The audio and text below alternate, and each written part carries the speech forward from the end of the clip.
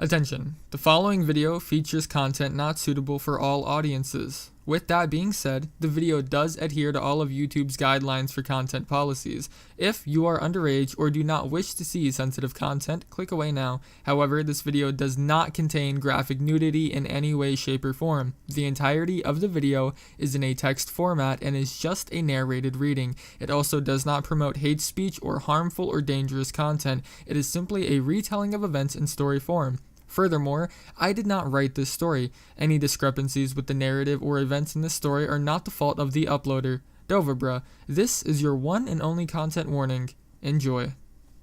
I'd also like to quickly mention that I do have a Patreon. If you'd like to support the channel financially, feel free to check out the link down below. Projects of this size take an overwhelming amount of time and effort to complete. If you'd like to see more readings like this in the future, or just say thanks for this one, Patreon is a very good way to do so. I did not earn any ad revenue from YouTube, so the money I gain from Patreon is the only form of revenue I make from this. Thank you. When we left off, I had turned to alcoholism to make myself feel better after losing a dear comrade, which is pretty much a hyped up piece of melodramatic shit.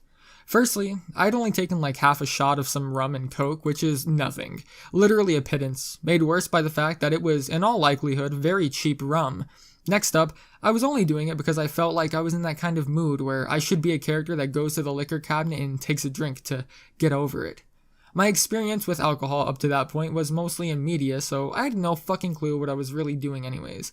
If you haven't called it yet, I was being a gigantic, raging, emotional bitch over there alone in the kitchen, but whatever. That's what I felt like at the time.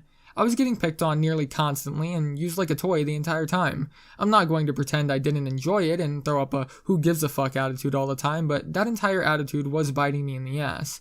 Whenever I made a move, or didn't make a move, everyone else would just blame me for making or not making the move. There was no escape. I was at fault for everything, and the longer I tried to not make myself an enemy of one girl, the more I made myself an enemy of the rest. Really, I was just failing at the politics of the situation. Whatever I was doing, there was a foreboding sense that I would end up screwing this all up and end up without any of them as friends at the end. I was really in the stages of regret at this point, questions flashing across my mind and tearing me up. Was all this worth losing my best friend?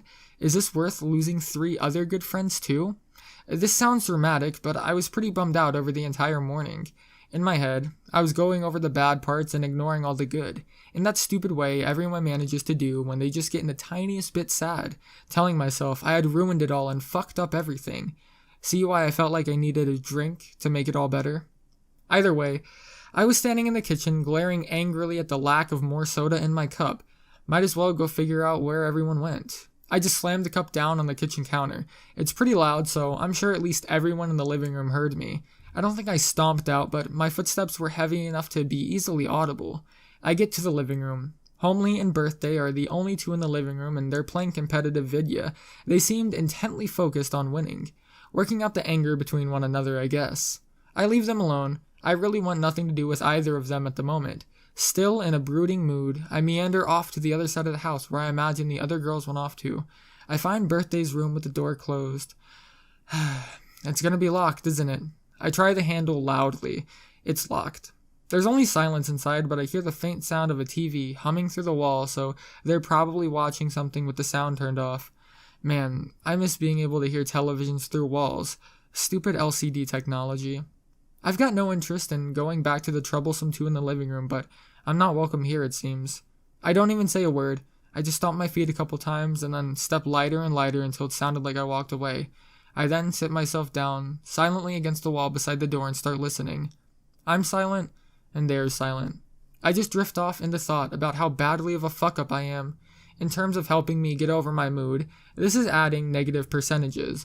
I'm sitting somewhere around negative 300% when I finally hear talking from inside the room. The door, unlike her parents' bedroom, isn't a thick hardwood slab of wood, so I can hear through it more or less fine. It's Blondie talking. Whoever it was, it's gone now. There's an obvious melancholy tone in her voice. I just can't believe he would do something like that, said Blondie. Yeah, he was my favorite too, said Raven. There's nothing but anger in her voice. In my head, I've already decided and confirmed they're talking about me. Mood is at negative 400%. Each word is hitting where it hurts. Man, I sure hope she forgives him. She was in tears, wasn't she? Asked Blondie. Yeah, I don't know what happened there, Raven replied. Oh lord, wait, who was in tears? Glasses isn't in the room? Glasses is crying? Fucking hell, that means she's off somewhere else in the house that I didn't look. Crying. I guess she's not as carefree as I imagined her being. I probably fucked things up with her just as much because I was her first. I'm feeling like a shit stain on the carpet right then. I don't even move. I just keep staring forward and listening. There's a bit more talk about something I really can't understand. It's like whispering or mumbling. I guess I can't really hear the entire conversation through the door. However, various sentences come out louder than others. Really, if this continues for much longer, I'm not sure what I'm going to do. I can't take this. More whispering. Blondie says she's going to cry. Raven responds with, whatever he thinks is left, it's gone between us. Whatever, I'm done listening. I'm still at the door against the wall, but I just stop. My ears don't really turn off, but there's just this loud ringing that started up inside my head. I just can't hear anything over it. I'm at negative 700% now, back to dying on the inside. Internal turmoil shredding whatever confidence I had that I could get this situation to fix myself. Well, better start figuring out ways to kill myself. I don't actually have a timer for how long I was sitting there feeling sorry for myself. I was going over how many different ways I could apologize, or just leave and never come back, or just beg and plead until I was back in someone's good graces. Eventually the ringing stops and I hear various scuffling noises inside. The door opens. Whoever it is, they were planning on moving to the living room or something, but just froze when they found me there. I wasn't looking at them, just staring at the floor in front of my crossed legs. I probably looked like a sad, sorry mess, but that's how I felt, so I wasn't trying to hide it. How long were you sitting here? It's Raven. No emotion at all in her voice. I'm fucked now, ain't I? The entire time, is the response my brain decides to stupidly give them. I guess Blondie is on the bed and hasn't seen me yet because she lets out a gasp when she hears my voice. Raven takes two very, very, very loud stomping footsteps towards me and reaches around my front and grabs a handful of my shirt collar. She's not clearly strong enough to actually lift me up like that, but it doesn't matter. I stumble to my feet on my own, completely avoiding eye contact. I'm just staring down at mine and Raven's feet, nothing else. I'm ready for whatever they want to dole out at me. I guess it might make them feel better, and that's all I want out of the situation. Raven shoves me inside the room. I don't even resist, and the door slams behind me. She's got my collar again, and I'm up against the door. I'm trying to avoid eye contact still, but she shakes me until I look at her. Her eyes have something in them I can't read anymore, or maybe I'm just too busy feeling sorry for myself to try. She shoves her face closer to mine and gives me some kind of glare. I don't care what it is. It was just a glare. I can smell her breath. Whiskey? My eyes dart around the room for the first time. It's rather dark in here compared to the hallway outside. The blinds are all closed. The television is on, but it's paused on the main screen of some DVD that isn't playing. It's giving the entire room a bluish glow. There's a bottle and 3 small glasses with ice and liquor in them on the floor. 3? I look at the bed. Blondie and Glasses are staring at me apprehensively. Each one has an earbud in one ear and they're listening to something on a laptop. They don't seem to be paying attention to whatever is on the screen, even though I can see the reflections of some kind of show in each of their eyes and the dancing shadows across the wall behind them. At first, my mind is reeling. I wonder if I was misunderstanding who they were talking about and if it was just a show or something. I get brought back to my not mind by Raven pulling me forward by the scruff of my shirt and then slamming me backwards again. Why were you listening outside? There's only anger in this question. I mumble and stutter a half-bullshit response. It's not really believable though, punctuated by being slammed against the door again. My head is kinda hitting the door every time, and it hurts. I'm not defending myself because I feel like I deserve it.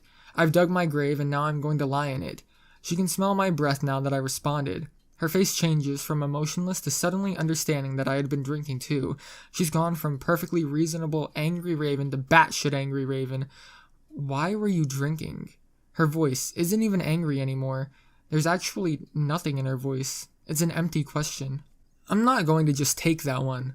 Why the fuck were you all I get slammed against the door again, and I can't even finish. That one actually really hurt. She's not scuffing me up anymore. She's actually trying to hurt me. I'm still mentally kicking myself and telling myself I deserve it, though. I'm pretty much a pathetic human being. Fuck myself for screwing this all up. Not an ounce of resistance in my body against this assault. Her next words were screamed in a flurry. I don't think she even thought about them before she said them. We're not the problem here. You are. There's only pain in those words. I mentally scrunch up into a smaller ball. I would describe that feeling that I was feeling, but I was forcing myself not to feel anything. As if the act of feeling nothing at all over all of this was actually more painful than feeling something. I don't know how that works. Don't ask me, but it happens sometimes. I've got 1,000 apologies lined up in my head that I wrote outside. I bring my eyes up from the floor and look Raven in the face. I start reciting one. I know I fucked everything up. The room is silent. They seem to be weighing on whatever I'm going to say next. Raven has me pinned back against the door still. Her eyes are shining. Her face is genuinely contorted into rage. I try to choose my next words very carefully. I try not to play favorites and make an... I'm interrupted by Raven's hand to the side of my face, very hard. Favorites? That's not even Raven's voice. It can't be. It's like the battle cry of a harpy you've accidentally stumbled across a nest of after you killed her husband and crushed all of her eggs, and she hit me. I don't even need to explain what's wrong with that, but I already told you what's wrong with that. I can't take any time and contemplate which alien has invaded Raven's body and taken her over because I'm getting screamed at still. That's all you think this is? You playing favorites? She enunciated favorites like it's some kind of huge, complicated word, but it gets the point across like icy hot blasts. I'll show you favorites. I'm really not able to pay attention to anything else she's screaming because at this point she's hit me full palm on the side of my head again. I don't know how many of you Anons have been hit by women, but it's really not like it hurts or anything. I mean, it does, but as a male, you're used to getting hit by your bro, so your pain threshold is rather high, but that doesn't mean that getting hit in the face is painless, especially not when the female in question puts all her strength in it. And trust me, they get like 10 times stronger when they're emotional. They put all their strength into beating your face in. My ears were ringing. The side of my face was white hot like it had just been pressed against a heated frying pan. The pain wasn't on my mind, though. The words, "She's not hitting me," just repeated over and over in my head. She can't be. She would never. This can't be her. I took hit after hit after hit. All I could hear were the cushioning smacks of each contact. Their ringing in my ears followed every one. I take about 6 hits in total and it stops. I'm moved halfway across the room during this entire thing and I'm now actually scrunched up in the corner between the cabinet the TV is sitting on and the wall beside the door. I'm just staring lifelessly down at the floor and leaning against the cabinet. I'm dimly aware of 6 feet, so I assume Blondie in glasses got up and stopped her. I'm not really sure what I feel about that development. I still feel like I deserved every single hit. I guess I was going through Stockholm Syndrome of sorts, empathizing with my abuser. My ears are still ringing, but it's lessening enough to hear the angry words being flung around. I just dumbly stare as Raven's feet pull back from the group and stomp away. I can't really hear the stomps, but I can feel the vibrations through the floor. I'm mentally screaming for someone to stop her, but I don't say a word. Whatever just went down, we're definitely not best friends anymore. Or friends, even. The next thing I see is Glass's face in front of my own. She's crying, for real this time. It's running down her cheeks and down the corners of her mouth, which is scrunched up into a worried purse. She places her hand on my cheek and seems to be checking for damage. Her hand is freezing compared to the solar flare of heat emanating off of my face. I guess I don't have any permanent damage because I'm hoisted to my feet a second later, kinda shuffled over to the bed and I fall on it face first. I'm not even fully on the bed, but I don't give a shit. I'm not in pain though, or whatever pain I'm in is being droned out by the suffering, soul-crushing feeling of my heart actually being ripped out of my chest. Gravity doesn't give a shit about me not being on the bed though, and I quickly find myself sliding to the floor again. I end up sitting at the base of the bed and looking up at Glasses and Blondie, with one thought on my mind. Raven. I manage to eke some words out. Go make sure she doesn't do anything. I pause. I want to say it, but it's on my mind. I'm not sure if it's on theirs too. Stupid. Blondie is off to the living room rather quickly. I hear frantic yelling in the distance about how Raven and I just got in a fight and they need to find Raven. I smile a little bit when she says it's their fault. For fucking once, someone understands. For fucking once. Glasses doesn't say a word. She just silently sits beside me at the base of the bed. I feel her wrap her arm around me, but I'm numb and silent. I'm still comforting. I rest my head on her shoulder and just continue staring into the distance and listening to the sounds of the house being overturned in search for Raven. This goes on for a while. Yells of, "Raven, where are you?" and "Come out and talk, please," echo through the house. I'm staring at one of the cups of liquor on the ground that was tipped over in the scuffle. There's ice cubes in a puddle, just sadly melting. Neither of us gave enough of a shit to clean it up. I do get around to asking how many Raven had, though. "We told her to stop," was the response I got from Glasses. That kind of response that makes you worried because of how much seemingly innocuous regret is inhaled into it. "How many?" I growl. I'm now realizing that the bottle of whiskey is actually half empty. "We had one each. She had 3. What the actual fuck? These aren't even shots. These are actual cups. What the fuck was she thinking? How could she even be that stupid? My mind isn't even feeling sorry for myself anymore. 3 fucking cups? Jesus Christ. Even I would be out like a fucking light with that much, and she's smaller than everyone here. I'm furiously angry at Blondie and Glasses. How fucking retarded could they be, sitting on the bed letting Raven fucking down 3 full fucking cups?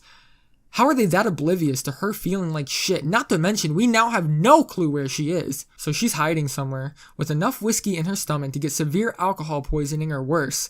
And who knows how much else is in her bloodstream. And to top it all off, we have no clue where she is. And they're still yelling in the house, so nobody has found her yet. I'm not even going to stand for this shit. I rattle off so many harsh names and insults at Glasses that it's like she's hit with a goddamn shockwave. I'm up and out the door as I tell her plainly and loudly that she's an absolute shit friend. I end up in the living room where Blondie and Birthday are going over where they haven't looked. I announce to them loudly that Blondie is fucking retarded and Raven has had full 3 cups of whiskey. Birthday is speechless. She's got the look of a deer stuck in headlights. Blondie takes my words like a champion, though, even though her face has sorry written all over it. I guess she already knew she was a real fuck-up. I don't wait for her decision or reaction past that, though. I'm out the room and roaming the house trying to decide where the fuck Raven went. Glasses seems to be looking too. Nobody can find her. She didn't leave the house because nobody heard any doors slam, but just in case, Homely pops out front and goes running around the block to try and find her. I admire the effort, but I know she's got to be in the house somewhere. I can't think. I just can't fucking think. I try to piece together where in the house nobody would have looked. It's been frantic 5 minutes, and I can't even begin to imagine how drunk she is and still digesting more. I ask Blondie if she checked the closet. She shies her eyes downward and says yes. I ask Glasses if she checks the bathroom, and she also says yes. I'm trying to narrow it down where she could have run to. The entire time, I can't get my mind off the fact that she had actually hit me. Out of all the things she could be feeling right now, it's ashamed of herself, and I know her too well to be really angry. She's hiding because she's afraid of what she's done, and she's ashamed. Oh. I know exactly where she is. I know it's not the master bedroom because it's got a baseboard, and not Birthday's. Guest bedroom. I rush over to that part of the house. I barge in the door announcing what a fucking idiot she is. There's big boxes under the bed. Oh fuck. She can't be under there. I jump on the bed and crawl across. There's no sounds, just a squeaking of bed springs. I look down the other side. Boxes. No. Where the hell is she? I fall back onto the bed and make the thing creak again. I think I hear a squeak that isn't the bed springs, but I'm not sure if I imagined it or not. Wait a fucking second. What I just saw plays over in my memory again. I check over the sides again. One of the box's corners actually sticking out an inch away from the bottom bed frame. Sherlock Holmes moment here. In no way anyone would purposely have boxes that didn't fit under the bed. I get out and actually break part of the box, ripping it out from under the bed frame. I don't give a fuck. And guess whose leg I find? The biggest fucking idiot in the house, that's who, fucking pulled the boxes back behind her to hide. If she had stayed down there on her back under the bed, she would have passed out and thrown up, and fucking choked to death on her own vomit or something. Even if she hadn't thrown up, our schools talk to us all the time about alcohol poisoning, hypothermia, heart palpitations, shallow and eventually completely ceased breathing. For a fucking 80 or 90 pound girl who drank as much as she did, there is no doubt in my mind, even to this day, she would have actually fucking died if I hadn't been able to find her. This is not fucking cool at all in my book. The sheer level of stupidity and selfishness that this girl had just caused was mind-boggling. The entire last half hour was so unlike her in every way possible that I couldn't even be sure that it actually happened. Not to mention, if I hadn't found her, I would have blamed my own goddamn self. The level of actual selfishness was off the charts here. I wasn't even capable of speech that could describe how fucking atrocious this all was in my head. I don't even give her a chance to react. I'm not even thinking through my actions anymore. It's all just instinct. In 3 seconds, she's sprawled out on the floor, blinking at the brightness of the light. She's crying. Fuck if I care. In 7 seconds or so, I have her on her feet. In 10 seconds, I'm hauling her out the door, one of her arms over my shoulder. She's awful on her feet, showing all signs of a person who's had way too much to drink. Fuck if I care. 15 seconds, I've yelled throughout the entire house that I found her, scampering feet, and 10 seconds later, I'm in the small bathroom with Raven, and Glasses is helping me hold her up and drag her. I drag her forcibly over to the bathtub and shove her down so she's kneeling on the floor and her head is over it. She's crying and saying that I'm hurting her. I don't fucking care. I'm not even sure what's controlling me in my own body at this point. Make yourself puke. She's crying and shaking her head. I interrupt her bullshit excuse with a fucking lion's roar of now! She's still not having it and shaking her head vehemently from side to side. It's actually flinging her tears and splattering me with them. I think actually most of it might be slobber too. She's an awful, sniveling mess. Alright, have it your fucking way. I grab her head, pull it back, and jam my fingers down her throat. This is, of course, accompanied by all the sounds you would associate with foreign objects violently being thrust into your mouth. Sobbing, coughing, and muffled screams. I know every Anon here has had a finger or two down their throat by their own violation once or twice. Now, imagine trying to do that in the mouth of a human attached to the mouth extremely against the idea. Her throat was contracting. Her tongue was violently trying to force me out. She was clamping her teeth down as hard as she could, and my hand was actually covered in bite marks. I couldn't be sure the bitch had actually broken a bone or two or not. But between Glasses yanking back on her hair and forcing my hand into her mouth and prying it open with my other hand, I do manage to get 2 fingers deep enough to trigger the gag reflex. This doesn't work in any kind of polite manner. Vomit went pretty much everywhere. All over my arm, all over my shirt, all over Raven, all over Glasses' shirt, and all over the bathtub. The only things that didn't get covered in chunks of sandwiches, Coke, and whiskey was pretty much her hair because Glasses had a firm grip on that.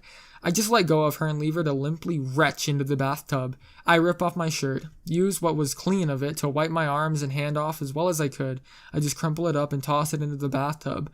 I then took a firm grip on Raven's hair, right above where Glasses was holding it. I'm sure I was squeezing hard and pulling on the roots. It probably hurt her, but I was no longer in a gentle mood, to say the least. I mentioned for Glasses to get her shirt off as well, which comes off at about the same speed as mine as I tossed it into the tub. She's wearing a bra. I know you care, but I didn't at the moment. Raven is done retching and is just limply lying across the bathtub ledge. I just scoop her upwards when the shirt comes off too. I just use it to roughly wipe her face and chin down and toss it as well. She's still sobbing. Too fucking bad. I grab a washcloth off the towel rack, wet it with hot water, and just hand it to Glasses. I get a chance at this point to see 3 women outside the door staring in with worried looks on their faces. I don't even look at them directly. I just stand by the sink. I watch in the mirror as Glasses lovingly cleans up Raven like you would for a small child. The washcloth goes over the sobbing girl's face, wipes away her tears, the spittle from the sides of her mouth, the vomit from her chin and upper chest. The thought came to my head that Glasses would make a great mother someday. This is quickly discarded as impossible. She's clean enough. I get the washcloth back and just leave it in the sink. I kneel down, wrap my arms around Raven's bare waist and hoist her up. She doesn't really go anywhere, just crumples. Oh wow, her fucking legs don't even work anymore. I'm so fucking done with this girl.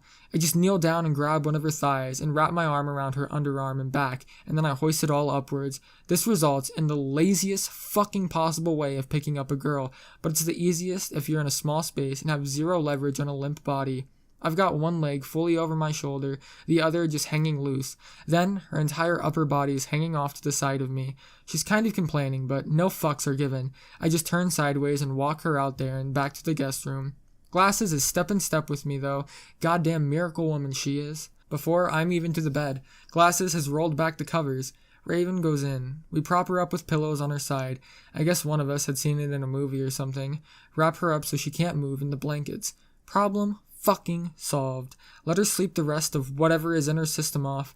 She's still kind of awake, though. I probably have to make sure she at least goes to sleep.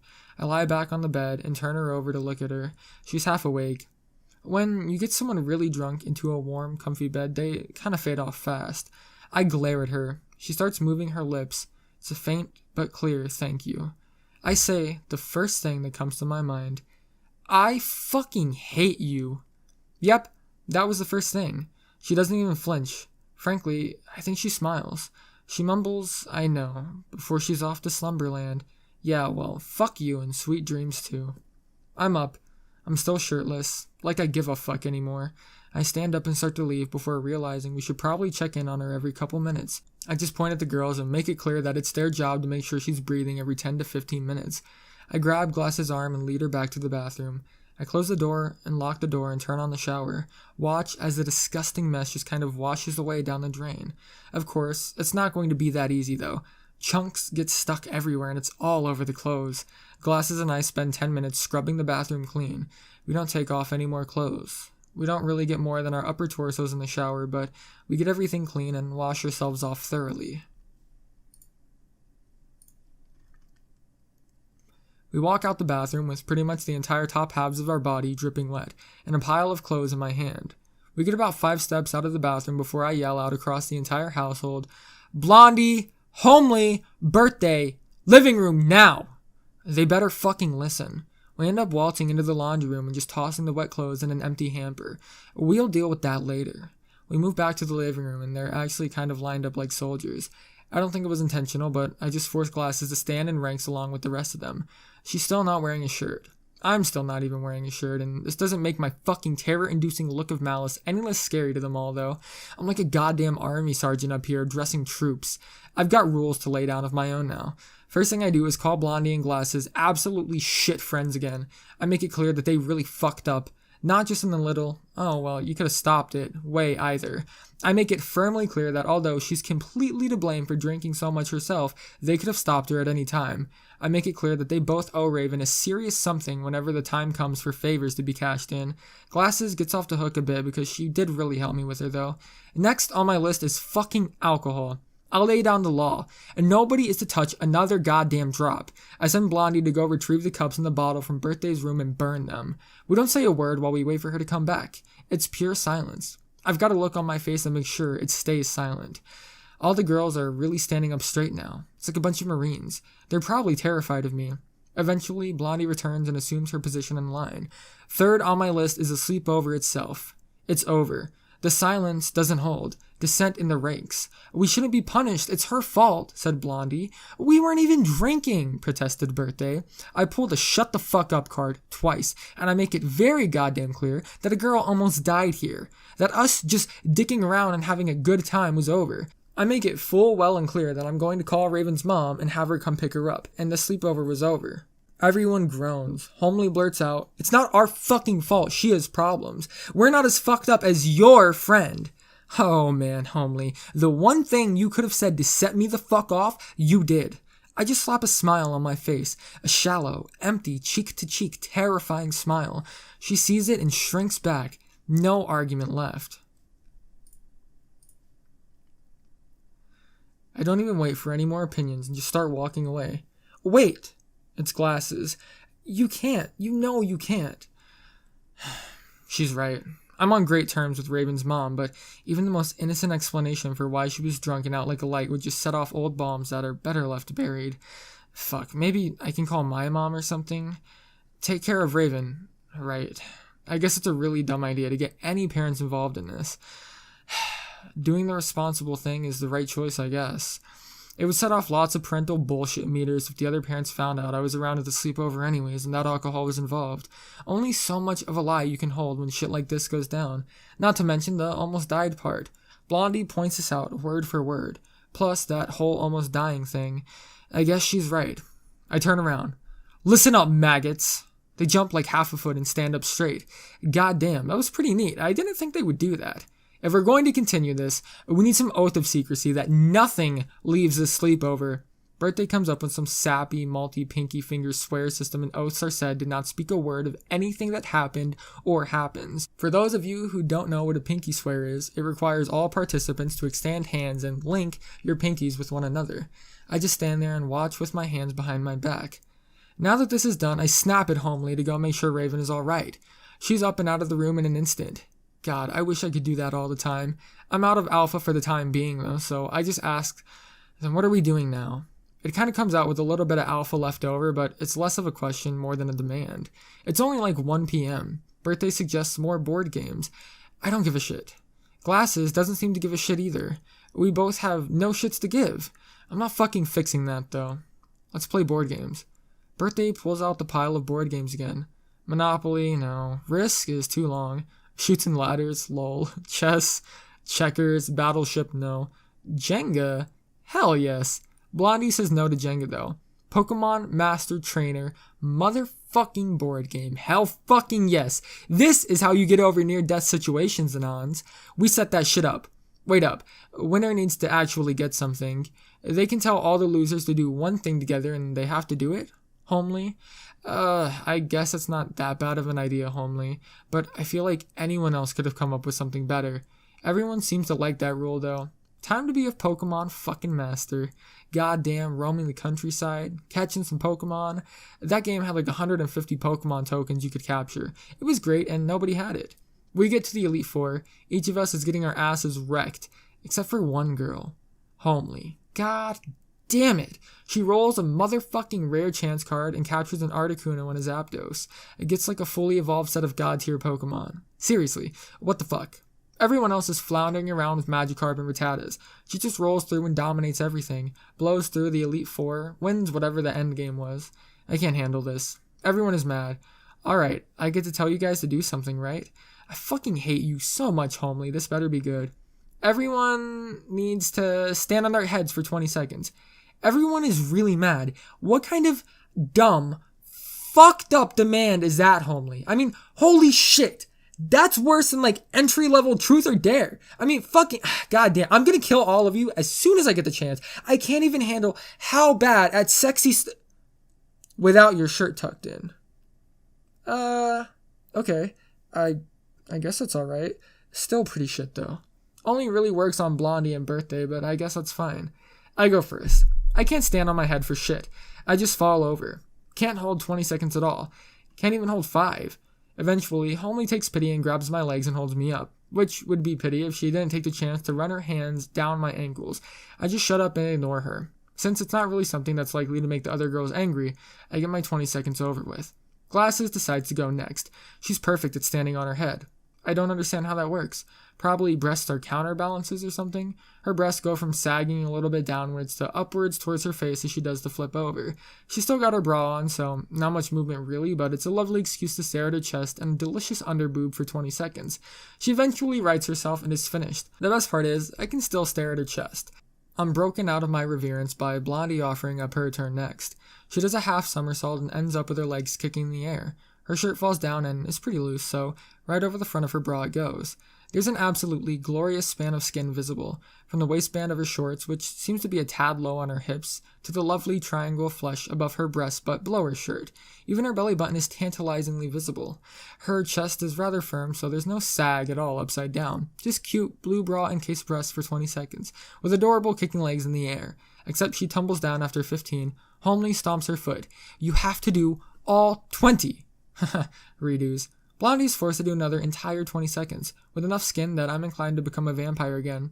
Last up is Birthday. She's blushing in the corner and standing behind where Glasses is. I don't know why, but the only person she would be embarrassed about showing her tits to would be me, and she probably knows I was looking at them all morning. Oh, come on, dude, they're just tits. Let me see already. She steps out. Oh, right. She's wearing a skirt. Homely, you evil genius. She seems to just decide in her head that she should just get it over with. Birthday walks over to where everyone else was doing handstands and kind of kneels there facing away from us.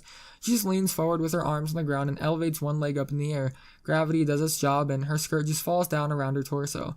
She lifts up the other leg and keeps them both held towards the ceiling. We can't see her chest with her skirt falling around her shoulders, but what we do see is much better. First, we start at the ankles. Her long, smooth legs were completely revealed towards us. I could see knees, thighs, and even the elusive upper thigh in one look.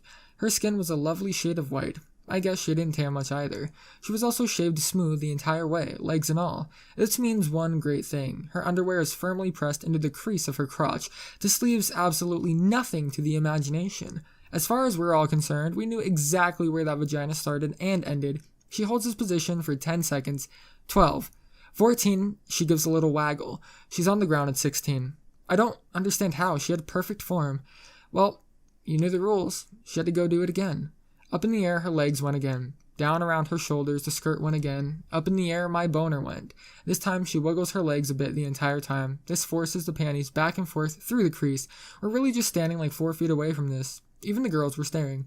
16, 17 seconds, and she's on the floor again. Homely is looking embarrassed. She tries to say that Birthday made it to 20 seconds that time, but Birthday won't have any of it. No, I can do it, I swear. Let me try again. She's sneaking peeks at all of us now while giving this little piece of acting, though. We know. Birthday stands backs up and puts her hands on her hips and pulls and wiggles a tiny bit. Says she's readjusting. She gets back in position, but she's facing us this time. She goes up. First one leg, then the other. Because she started facing us, it takes longer for the skirt to fall out of sight this time. When it does, we get 3 audible gasps from our crowd. Me twice. And Glasses. She had wedged the back part of her underwear perfectly between the crease of her butt cheeks. Both of them were perfectly visible, flapping in the wind even. Not to mention, we got to see the entire smooth backs of her legs to go with it. She holds this for 15 seconds. Then she spreads her legs and gives us a full view of her crotch, panties digging in the entire way. Then she starts falling again. Not this time. Homely grabs her legs and forces her upright again for the last 5 seconds. Aw, Homely, you were so close. Birthday gets up and won't actually look any of us in the eye, though. I guess it helped that her skirt completely hid us from view when she was doing it. Homely declares that a rule is a terrible failure and we shouldn't use it again. She's complaining she's the only one who didn't get a turn. That's alright in my book, and we ignore her. I inform Blondie she's in charge of coming up with the next rule, and I walk off to check on Raven. I pop into the guest room. She's curled up with her arms wrapped around one of the pillows that's propping her up. She hasn't really moved much otherwise. She's got a big clump of hair sticking into the side of her mouth, though. I wiped it away and tried to tuck it behind her ear with my hand. I don't really break contact and move closer to her and make sure she's breathing. I move my hand over her forehead and check her temperature. At the time, I wasn't really sure what I was supposed to be doing, okay? I just associated it as being dangerously sick, so, check everything. Confident she's safely in the arms of slumber and not eternal slumber, I return to the board game room. Blondie hasn't really come up with a new rule. She's just saying we should get to ask one person truth or dare. I hate this game. I never win. I mean, it's not possible to win truth or dare with women. Come to think of it, I don't seem to win anything around these women. Jenga is determined as our next endeavor of time wastery. We set up the tower and throw down the rules. Everyone gets a turn. If you make the tower fall, you have to set it up again and wait until we start a completely new round. Everyone gets a turn. If you make the tower fall, you have to set it up again and wait until we start a completely new round. It starts 5 players, then 4, then 3, then 2. Winner gets the truth or dare 1 person. We play Blitzkrieg's rules. After the first round of turns, you have to take 2 blocks, then 3. So rounds go by pretty damn fast. Homely's out first, Glasses, then me. And it's Birthday versus Blondie. Insane tower balancing skills. I don't understand how it's not falling down, but they're good. They get the 6th set of turns. Birthday manages to take 3 pieces and place them on top, then get another 2 from the stack she's made. But she's out of pieces and screws up on the last one, which means Blondie wins. Alright, finally time for some serious lewd. Come on, Blondie. Let's do some justice. Blondie turns to face Glasses. Truth or dare? Glasses picks truth. What's the most perverted thing you've ever done? Whew, fuck. Don't fucking answer that, Glasses. You know better. Goddamn, if any of them find out, I'm so dead. I decide the best choice of action is a tactical retreat the second she breaks the news. A tactical retreat down the street, that is. Glasses doesn't even flinch, though. She puts on her typical evil smile and begins. Sure thing, that's easy. Oh no. It happened quite recently, I guess. Every muscle tenses in my body. I'm ready to fucking bolt. Well, you guys know that trip I took on an airplane earlier this month? I'm halfway out the door mentally. Wait, what? I do actually flinch though, and Glasses definitely sees it. If anything, she smirks wider. Well, on the trip, I had a seat all by myself by the window, next to this older guy. Some family man, had 2 kids and a wife down the aisle. I was really kind of worked up and I hadn't really been alone all vacation, and the book I had was getting kind of intimate and wasn't helping. I ended up throwing my jacket over my lap and just, well, not just once too. I did it twice, and I think the guy next to me even noticed. Actually, I'm sure he noticed. I think that made it better. This has somehow kept a straight face the entire time. The girls break out into hoots and giggles when she finishes her story, though. I got a kind of stupefied face on. I'm still not sure if I should run or not. I'm worried because she's either lying through her teeth or is an absolutely amazing liar, or that really happened. I don't know if that's hot or not to mention that might be more perverted than sex with me, but just the fact that that might have been true or she came up with it on the spot. Glasses is scary. My male ego was confused. I don't know, Anons, I need clarification. Is that more perverted? Fucking Glasses. I did, but still. Next round is set up. It's me versus Blondie versus Glasses in the finals. Blondie makes it to 4 pulls before she screws one up. Next round. I lose on pull number 3. Fuck, I'm no good at this game. Glasses is staring me down. I prepare for the question and mentally decide dare is my best bet. Blondie, truth or dare? Oh, payback. I got it. I guess I'll go with truth, Blondie says. What's the most perverted thing you've ever done? Glasses. No, what are you doing? I thought I was safe. I'm ready to bolt out the door again. Glasses is just giving me the most taunting eyes possible. Blondie just kind of stares straight forward for a second, lost in thought. Then I realize she's blushing pretty deeply. She blurts out, Dare! I meant dare! Dare! Birthday whispers into my ear that she's a fucking cheater. I agree, but I'm okay with it. Glasses doesn't miss a beat. Well, you're wearing a bit much. How about losing your shirt? Blondie realizes she's been caught between undressing in front of me or admitting to everyone that she was already undressed in front of me. She ends up giving a little and reaching down to her waist and pulling up her gray tank top over her head. Delicious, perky, and gravity-defying breasts encased in her lovely blue bra from earlier, but still. Well, like I said, most of Blondie's upper body was really elegantly appealing. Even without her breasts being exposed, there was plenty of delicious eye candy. I was formulating plans in my head to kidnap her again and remind myself of this, but I had already promised myself no more public shows of attention, so even though I really wanted to stare at her, I reeled it in. Courteous peeks, just like I had been doing with Glasses. Next round. Me, Homely, and Birthday. Birthday loses. It's me versus Homely. No, I must not lose. 3 blocks. Nobody down yet. 4 blocks. Oh no, it's getting pretty hairy. 5 blocks. Homely picks every brick you can possibly move and leaves absolutely nothing for me. Fuck. I try for my first brick. Tower on the ground in pieces. I fail so hard the pile actually catches fire. Time for my reckoning. She starts up innocently enough. Oh, I don't know. Who should I ask? She's got one finger on her lips. I know she knows who she wants and she's just being suspenseful. She points at me. Truth or dare? Oh no. I weigh the options. Truth will probably fuck me over. Dare, Homely, will probably fuck me over. I'm gonna go with truth. Maybe I'll do less damage and I can always lie out of all the bad ones. Truth. Alright, I've got a good one for you. Which girl do you like the most in this room in a romantic way? Fuck. All the girls in the room perk up. No. This is exactly what should not be asked. No public displays of affection or I get castrated. I know the rules. I can't play favorites. I can't. Wait, I got this. No, I'm sorry. I said dare. Phew. I'm saved. There's nothing she can think of that's worse than that. She's got no expression change on her face. Oh, I misheard you. I've got a perfect dare for you. I'm ready for it. Give it to me straight, boss. I dare you to... Oh, no. Kiss the girl in the room you're most romantically attracted to. No. Truth and dare with girls. Not even once.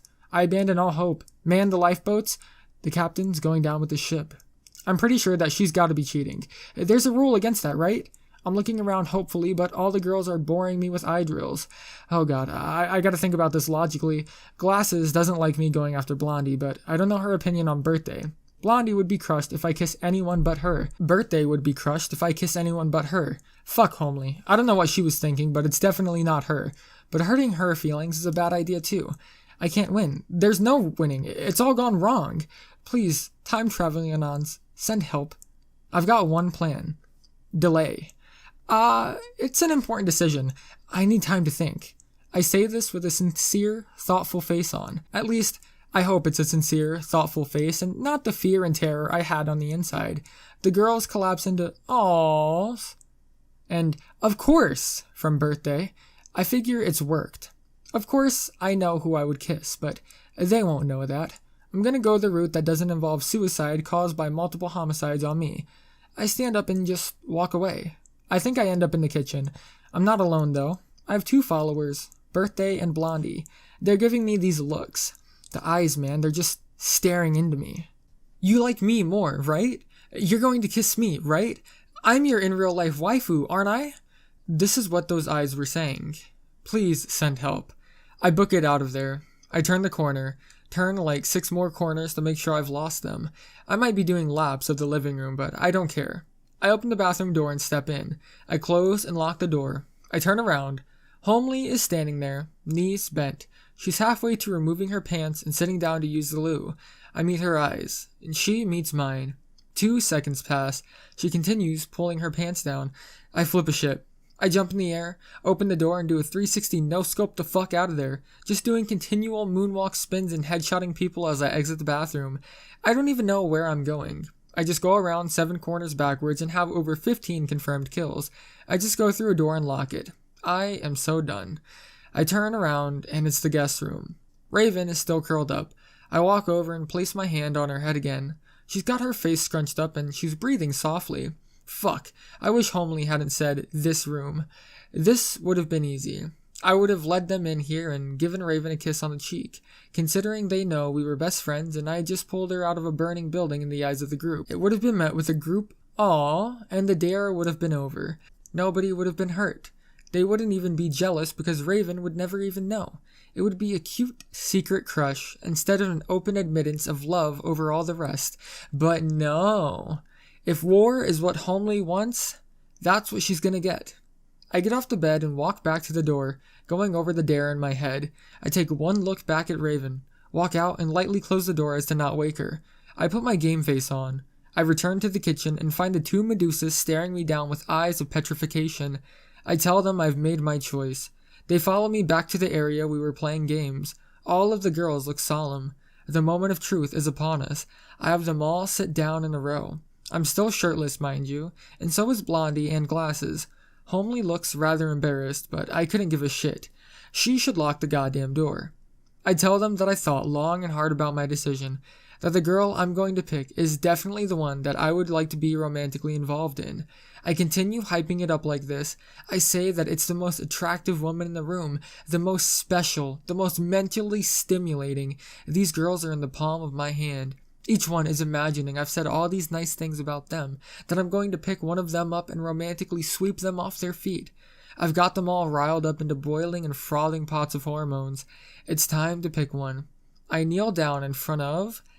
I think we need a vote on which girl I should pick. The vote is irrelevant, but I'm curious. Which Pokemon should Woody capture on his quest to catch them all? Votes from the readers at the time. Blondie, 7. Glasses, 8. Homely, 3. Birthday, 1. Raven, who wasn't even an option, had 5. Other thing in the room, 2. It's Glasses. I'm quick about it too. She can't even react as I lean in and press my lips against hers. She's almost motionless at the time. She's probably absolutely terrified at what I've just done, at the fact that I chose her over everyone else there. I just keep kissing. She opens up after 10 seconds. I can hear the sounds of every other girl in the room's heart breaking. It's gone from just lips to full French. She still tastes a bit like whiskey, but it's sweet and almost lustful. I've got my tongue chasing hers across the valleys of cheeks and gums. We're playing the breath game again. I breathe out and she breathes in. I breathe out and she breathes in. I get lost in her mouth, but I know it's getting time to end it. I pull back. Her eyes are glimmering. I've never seen her so happy. Time to break her heart. I pull back and just leap at the next girl down the line. It's Blondie. She gives a surprised squeak, but it's interrupted by my lips on hers. Electricity. We still tumble backwards a bit. She doesn't seem to know what to do. I just wrap one arm around her lower back and force her chest up against mine. Her breasts are pressing against me. Her stomach muscles are fluttering against mine. She's taking quick, short breaths. She doesn't know how to play the breath game, but it's alright. It's different. She tastes like whiskey, like glasses, but also somehow maple syrup still. Maybe she just usually tastes like maple syrup? Could be secretly Canadian.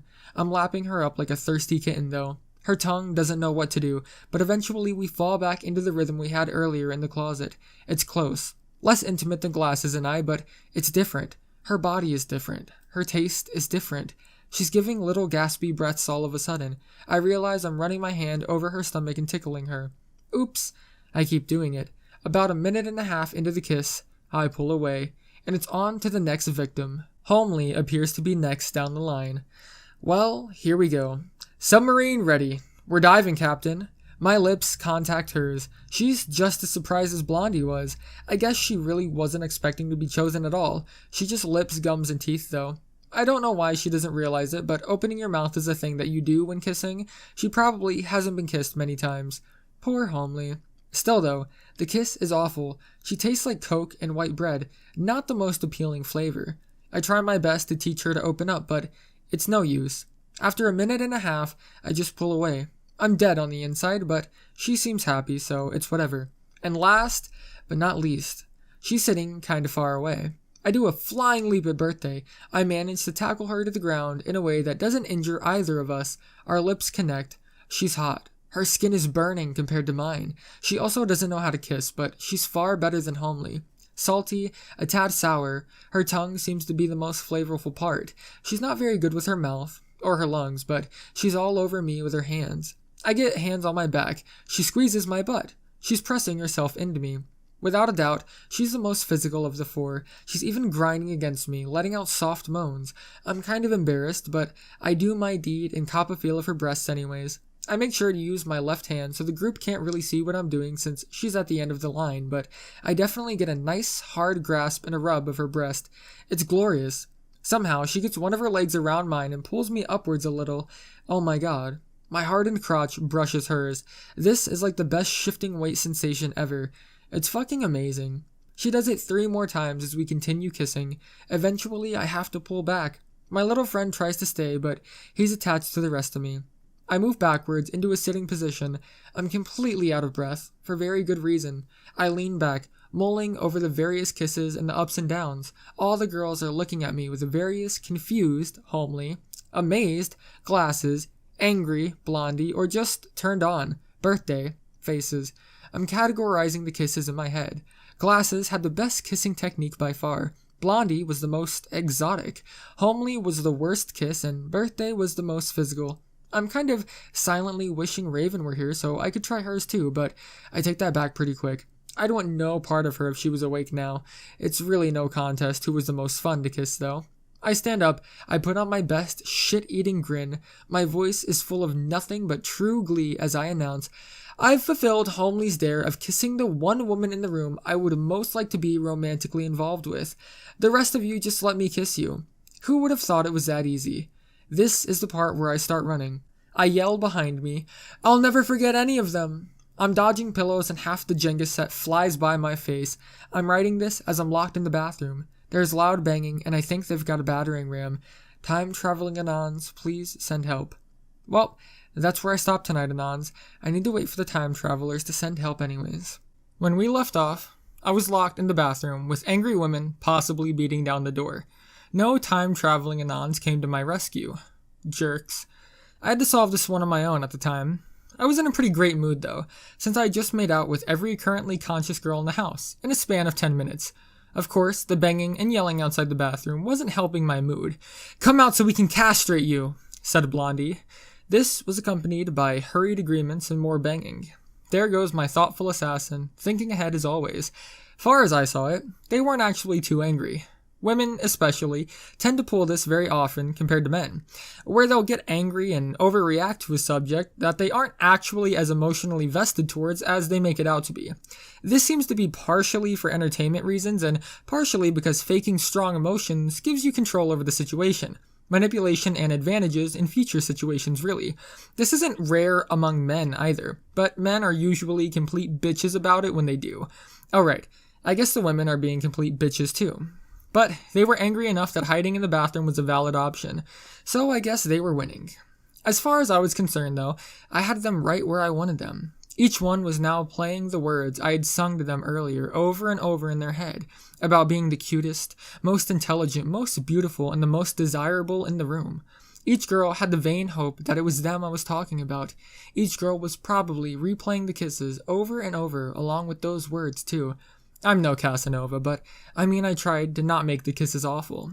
I know I was playing my favorite in my head at least. I'll give you a hint. It wasn't homely. However, I had other things to do than reminisce about my past. It was time to defuse the situation. I walked up to the bathroom door and pressed my head against it, facing the door crack. I wanted them to be able to hear me clearly. They were still shouting various angry things and banging on the door though. Homely was screaming, "Who was it?" Birthday, "You tasted like all the other girls. I want a rematch." The vibrations of the banging resonated through the door and were giving me a cheek massage. I think I was enjoying this. "He's probably jacking off," Glasses said. I spit my drink all over myself at this comment. Except, I don't have any drinks and I'm up against the door, but that's the reaction anyways. The girls on the other side of the door devolve into hooting, giggling, and more banging. "Open up! Let us see!" squeaks an exasperated Birthday. "He's embarrassed now. We should let him finish," Blondie said in a taunting, sing-song voice. Blondie's spirits are way higher than I would have thought. I thought I crushed her a bit too hard when I kissed Glasses first. She probably couldn't be anything but happy when I went straight to her second. "He probably needs help," said Glasses. "Yes, please. I bet it's small. That's why." A chorus of giggling and snickering ensue from Blondie, Birthday, and Homely instantly. I don't even need to tell you who said this, but fuck you too, Homely. Glasses has done wonderfully though. She successfully changed the situation from castrate him anger to sexual humiliation and teasing. Glasses is such a bro, even though you might not think so, but I can work with this. It's almost safe to come out. I speak as clearly through the door as I can. "Stop." I say it softly but loud enough that they can hear it. One word, but the banging stops and they listen for the rest. I put on a completely somber tone, trying to interject the tiniest hint of emotional sorrow into what I say next. "You guys will wake Raven." The silence from the other side of the door as I continue. "One of you go check on her, would you?" Complete silence on the other side of the door. Eventually, I hear footsteps leaving. My plan has worked perfectly. Firstly, I've interjected guilt into the mix. They realize they were being really loud and feel guilty about it. I honestly couldn't give a shit about waking Raven, and I really doubt they would have woken her, but they don't know that. This just throws them a bit off balance, just enough to ask one of them to leave. I've changed the odds. It's 3v1 now, and I can take this. I speak again, through the door. I'm coming out." Still silence. I unlock the door. It's not instantly shoved down, and I'm not on the floor. I consider this a victory. I've got to take him when I can get him. I know I got to keep the victories coming, though. I crouch down and start charging. Fall! I open the door when I'm half charged. First target is Blondie. Perfect. She gets hit hard in the stomach with the force of 1,000 screeching falcon punches that accompany my punch. Homely and Birthday are the only two left. I'm still dawning on them that I'm out of the bathroom. They don't understand yet. I still have the advantage. I give Homely an old Saget tiger knee to the stomach. She doesn't even block. Her feet even leave the ground for a moment. She's down. Birthday versus me now, but she's under my plan. I try to catch her off guard with a generic karate chop to the right shoulder. I know that if I can disable one arm, I can win. She dodges to the left, and I'm left open. She hits me with some goddamn lightning legs like Chun-Li. I guess she doesn't need her arms. At least 10 hits before I fall backwards. I'm on the ground, clutching my stomach. She moves over to gloat, hands on her hips. I was just pretending. Dragon uppercut. She's in the air, then she's on the floor, and I win. I walk in victory to the living room. The girls follow me. Blondie has her hands on her hips in a characteristic, "You have some splaining to do, mister," kind of style. Birthday and Homely mimic her in seconds. I try to avoid them and sit on the couch, but Homely stops me. "Oh no, you ain't going nowhere." She even matches us with her hand going in that Z motion and snapping her finger at every corner. They surround me. Blondie places her hand on my chest for a tantalizing second before shoving me down onto the armchair. They're all towering over me, hands on their hips. I'm being glared at from all directions. This is when I realize all of the women were black. and blue with jealousy. Back in 2005, black culture was pretty cool-ish amongst white kids. It was ever present in media, and of course, you just kind of picked up silly things and did them sometimes. This isn't racist. Fuck you, it was fun. White culture is never cool anyways. They were demanding answers though. Glasses shows up as well. She just plops down on the right arm of the chair and accompanies the staring contest. I'm considering staring back to her, but picking one girl to look at might give away hints I can't afford to be giving. I'm trying to think of ways out of this. I already laid most of my webbing before I started kissing. I guess I have an escape route or two. I test one of the webs. Well, I just thought that the girl would know is all. Expressions soften all around. I've now got 4 sets of cute puppy/kitty cat eyes glimmering at me. Goddamn adorable. I've got this. They all shut up and think it's themselves. I continue. I tried to make the kiss between us special. All the kisses were special. I'd kiss all the girls differently. Even if they compared, they could argue about it for hours. This plan was flawless. I just had to walk away. A soft voice breaks out of all the others. I knew it was me. No! You idiot! Blondie, you fucking idiot! All you had to do was not say anything. She's got a smirk on the size of Kansas, though. She knows exactly what she's done. She's killed me. Her mission was complete. This is it, folks. My dismembered limbs are carried in a parade through the city, my head on a golden plate. The girls break into turbo bickering. He liked me the most, said Homely, as I'm trying to sneak away. No, of course he didn't. I had butterflies in my stomach when he kissed me, Blondie said in return. I've gotten on my hands and knees. I've started scaling the left of the armchair. Birthday says, well, he groped my breasts. He didn't do that to you all, did he? I'm halfway to freedom when I feel a hand on the waistband of my pants. He what? Blondie and Homely said together. I turn back and look. It's Glasses. She's got a brimming, evil smile on again. She does really enjoy seeing me suffer. Yeah, I was grinding against him like the entire time, said Birthday. She's got her hand firmly down the back of my sweatpants, though. I'm not escaping. Well, I didn't have a shirt on. His chest was fully pressed against mine, said Blondie. She's like squirming with glee at this statement. I guess it was really good for her. And his hands were all over my stomach. It was so hot. Her voice is like a flittering songbird singing out to a mate. I don't know how she does that, but her excited voice is something to behold. Well, it was excited until Birthday points out that Glasses got the same treatment. She's right, but I didn't tickle Glasses. I don't say this, though. That would be really stupid. But I was really confused why everyone was looking at me. Oh no. That was in quotation marks, wasn't it? I'm so sorry, past self. Nobody is talking. Everyone is looking at me. Blondie's not looking at me, though.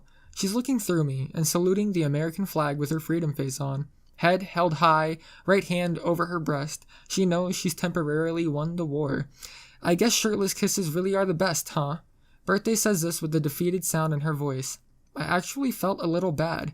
I did get quite a bit more actual skin contact with Blondie and Glasses than I did her. Although, I would have probably exploded in my pants if she had been able to get any more physical with that kiss.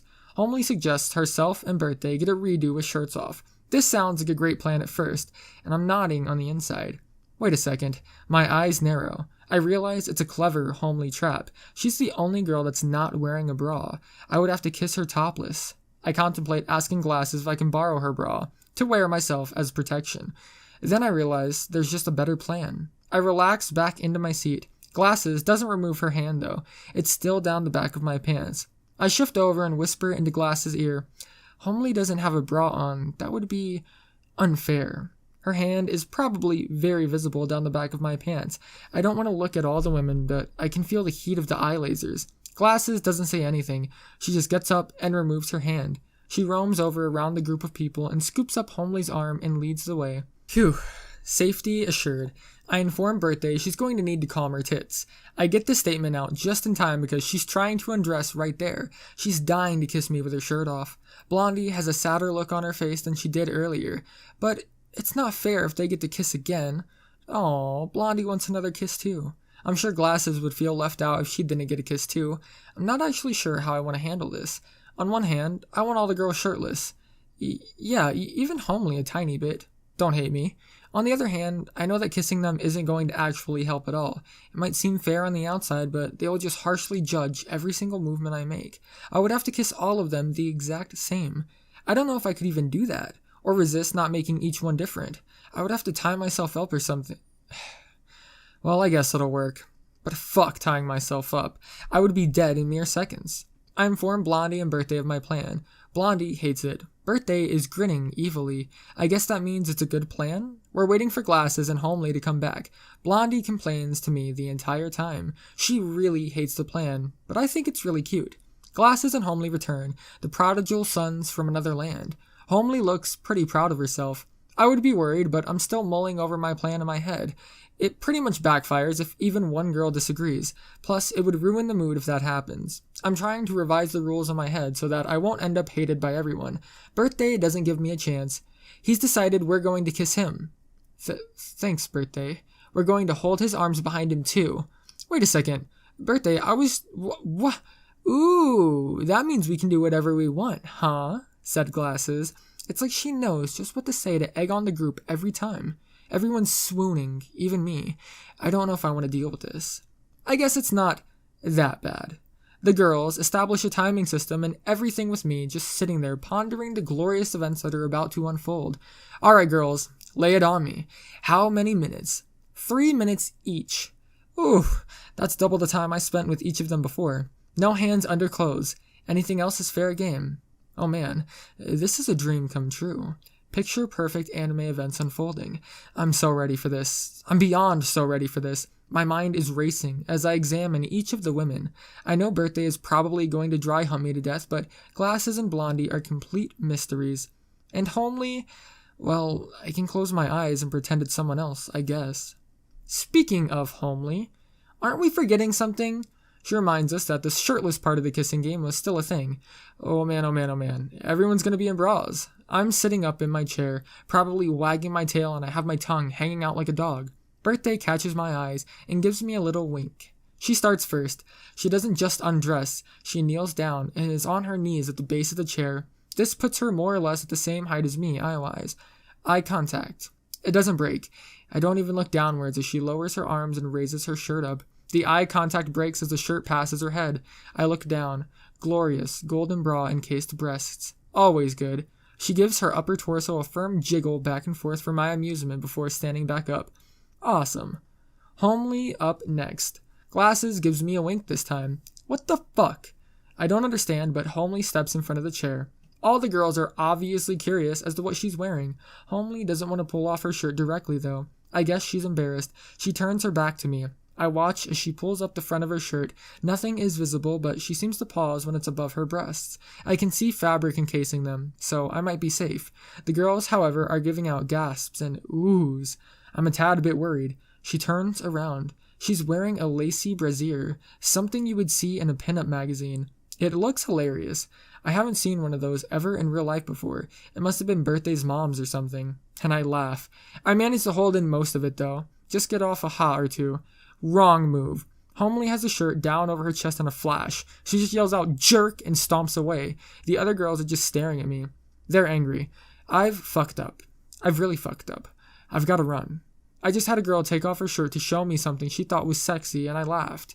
Oh god, Anons, never, ever, ever laugh at things attached to females. Never. I'm off the side of the armchair in a flash. Glasses can't even grab me this time. I hit the ground flat and start trying to roll away. They can smell my fear. What was once a disorganized group of females fighting between one another is now an organized pack hunting machine. They're flocking like a murderous murder of murdering crows.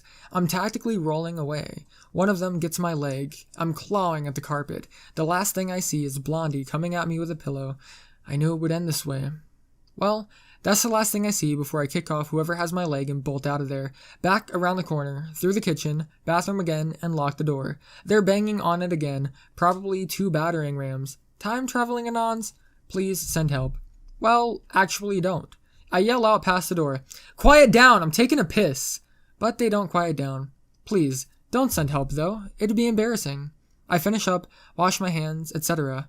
Unlock the door and walk out again. I get battered with various pillows and punched in the arms a couple times. Homely is back, with her shirt on and an obvious hurt look on her face. She doesn't seem to be emotionally traumatized, though.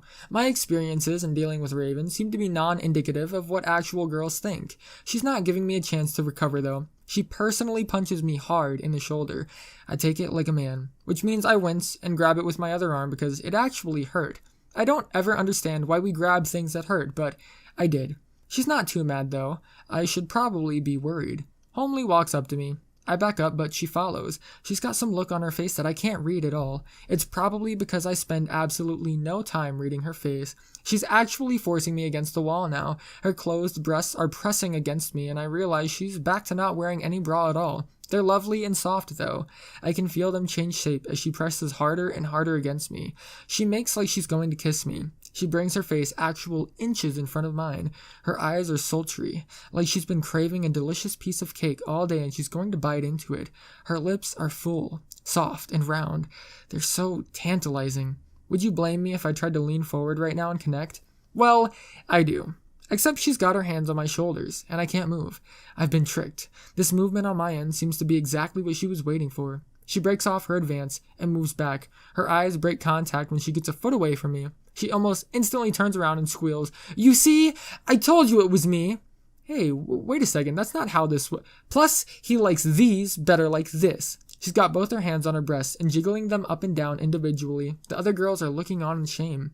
Blondie looks like she's taking it the worst. Glasses knows this is probably all her fault. It is her fault, so fuck her for the time being. Stupid, sexy Homely. Birthday is actually looking worried. Homely infringing upon her territory. Again, I guess Homely saw Birthday as the main threat in competition. She was trying to do the birthday girl thing and go full aggressive.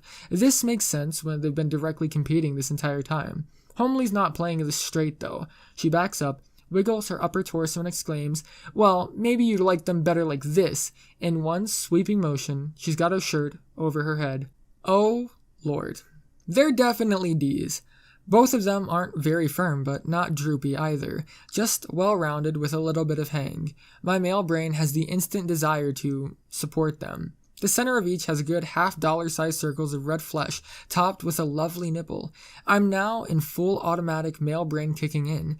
I'm not thinking straight at all. I mean, tits. She's still got her plan in motion, though. She's close to me again. She's actually up against me. I can feel both of her breasts pressing into me. Breasts, when they press against you, end up all over the place. It's really not symmetrical. Her nipples are just the tiniest bit hard. It's really not hard to tell where they're pressing against me. She's back at kissing distance. One tantalizing second. I look up from her lips at her eyes. And now she's off of me. No kiss. Wait a second. Did I actually want Homely to kiss me? I'm so confused. My boner is confused. Multiple other body parts are confused as well. My hand is still hovering where I would be holding her. My crotch is still leaning forward slightly, anticipating the kiss. I'm still making kissing lips. She's not, though. She's facing me from across the hallway and has nothing but a look of contempt on her face. "What? You wanted a kiss? Too bad, jerk." She enunciates every syllable with a scowl. With that, she turns away, taking her breasts with her, and waltzes down the hallway, whistling and swinging her top in one hand. Holy shit. Payback like a sack of bricks to the face. Homely wins this round. I'm still standing there, dumb as balls expression on my face. Blondie is first to act. She walks up and slaps me. It's not really a slap though. She takes her hand and brings it up against my right cheek. Hits me rather softly. "Idiot," she whispers as she draws her hand across the front of my face and walks down the hallway. Glasses is generally amused. I get a curt, "You deserved it," as she walks off in the same direction as Blondie. I resist the urge to yell, "Fuck you too, Glasses," down the hallway. Birthday is still standing there with her eyes turned downcast. I'm about to ask what's wrong, right as she looks up at me. There's a look of rabid determination in her eyes. Each muscle around her eye is scrunched up. Her mouth is prim and an absolute straight line. I'm formulating apologies in my head. I've hurt her badly. Or she's got my murder planned. Is she jealous? Is she angry? I can't tell. I don't need to tell. I see her bite her lip for just a second. She's suddenly in the air. She tackles me against the wall. I don't hit my head somehow. I realize she's put her hand behind my head so it hits the wall and softens the blow to not hurt. I'm going to have to remember that trick for later. But my learning is interrupted by her hot lips upon mine. No foreplay, all tongue. Same flavor as before, but lighter. And I'm not complaining. She's trying her hardest to press me against the wall as much as possible. She has one arm behind my lower back and another behind my head. She's got both of her breasts pressed against me. Actually, so much pressure they're spilling upwards out of her bra. I realize my hands are still outstretched in the trying to kiss Homely position. I rectify that and place them on her back, the warm, bare flesh of her lower back. She seems to have other plans, though. She pulls back and shoves me through the bathroom door backwards. I manage 4 surprise steps backwards before I stumble and land on my behind. It's far enough, though. She is in the bathroom with me. The door is closed. The door is locked. She gives me a sultry smile. That's better. Those words are purred like a content lioness. Her hands reach behind her. I can tell what she's doing. It's obvious what she's doing, but I'm still looking at her face. Something's wrong. It's her eyes. She's purring like a lioness, but her eyes, they're saying nothing of the sort. They're like a lost little kitten. They're screaming, accept me. Her hands finish. The bra goes slack. I watch in slow motion as she hunches her shoulders forward and the entire thing just slides off. Her words and actions scream confidence, but she's still holding the bra in both hands where it fell. It's almost defensive.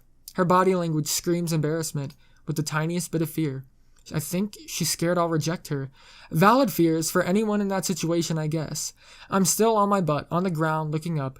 There's tits, and I'm looking. Smaller than Homely's. Large C's. Her areola and nipples are smaller too. Just enough to notice a difference, but instead of red, they're light pink.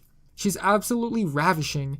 I'm not sure where to look because the entire package is so enticing. She's standing with her arms still held forward and together by holding the bra, one leg slightly ahead of the other under her long skirt.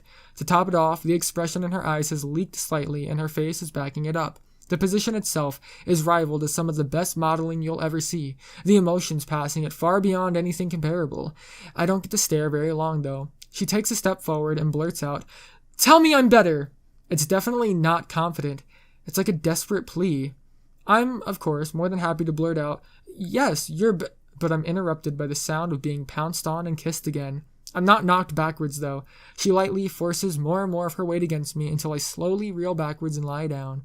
I've got her full chest against mine, and her nipples were very hard, almost painfully hard. But psychologically, the feel of her nipples pressing against you is awesome. I didn't get any victory music, though. I'm too busy being kissed. She's got me pinned against the door. One of her legs is snaked around mine. That feels goddamn amazing, by the way, and I can't move. I don't want to move. Well, I guess I can move my hands. I take advantage of this and wrap one around and place it on her lower back. But I have 2 hands. I take the chance and place my other right on her right butt cheek. She doesn't seem to notice, or if she does, she doesn't care. Hell yeah. She's moving her entire body against me. She's got one of her legs folded up underneath her. This puts her knee right against my crotch. Not in a painful way, though. It's like it's just there to provide the right amount of pressure and friction. Her breasts are rubbing up and down ever so slightly every time she applies pressure with her knee. Her kiss is involving our entire faces now. We have our mouths wide open, chasing down one another like we're trying to eat the other participant. Each time we catch the other, it just ends in a stalemate as we go back to tongue play. I'm not sure if this is how kisses work. Huge, slobbery messes, but it's actually pretty fucking fun. I take a chance between kisses and slip my hand under her skirt. It ends up on her left panty-clad butt cheek. It's much hotter under the skirt, and her panties are made out of some soft, silky material. This just kind of slides my hand around, and I don't have a firm purchase, but it's amazing. I don't know if you've ever touched women's underwear, but somehow it's like 70 times nicer than men's in terms of fabric quality. It's got to be something to do with how thin the material usually is. I've got my other hand slowly working under her skirt as well, but it's slow progress because I have to stop it whenever it is and hold her tightly every time we play the chasing game. The hand starts on her bare lower back, pauses temporarily on the mountains of her upper tushy, enjoys an afternoon stroll across her clothed upper thigh, uses the skirt as shade, and hides from the hot summer sun on her lower thigh. Eventually, Mr. Hand makes his way up the bare upper thigh. He's on tiptoes now, sneaking ever closer to his goal.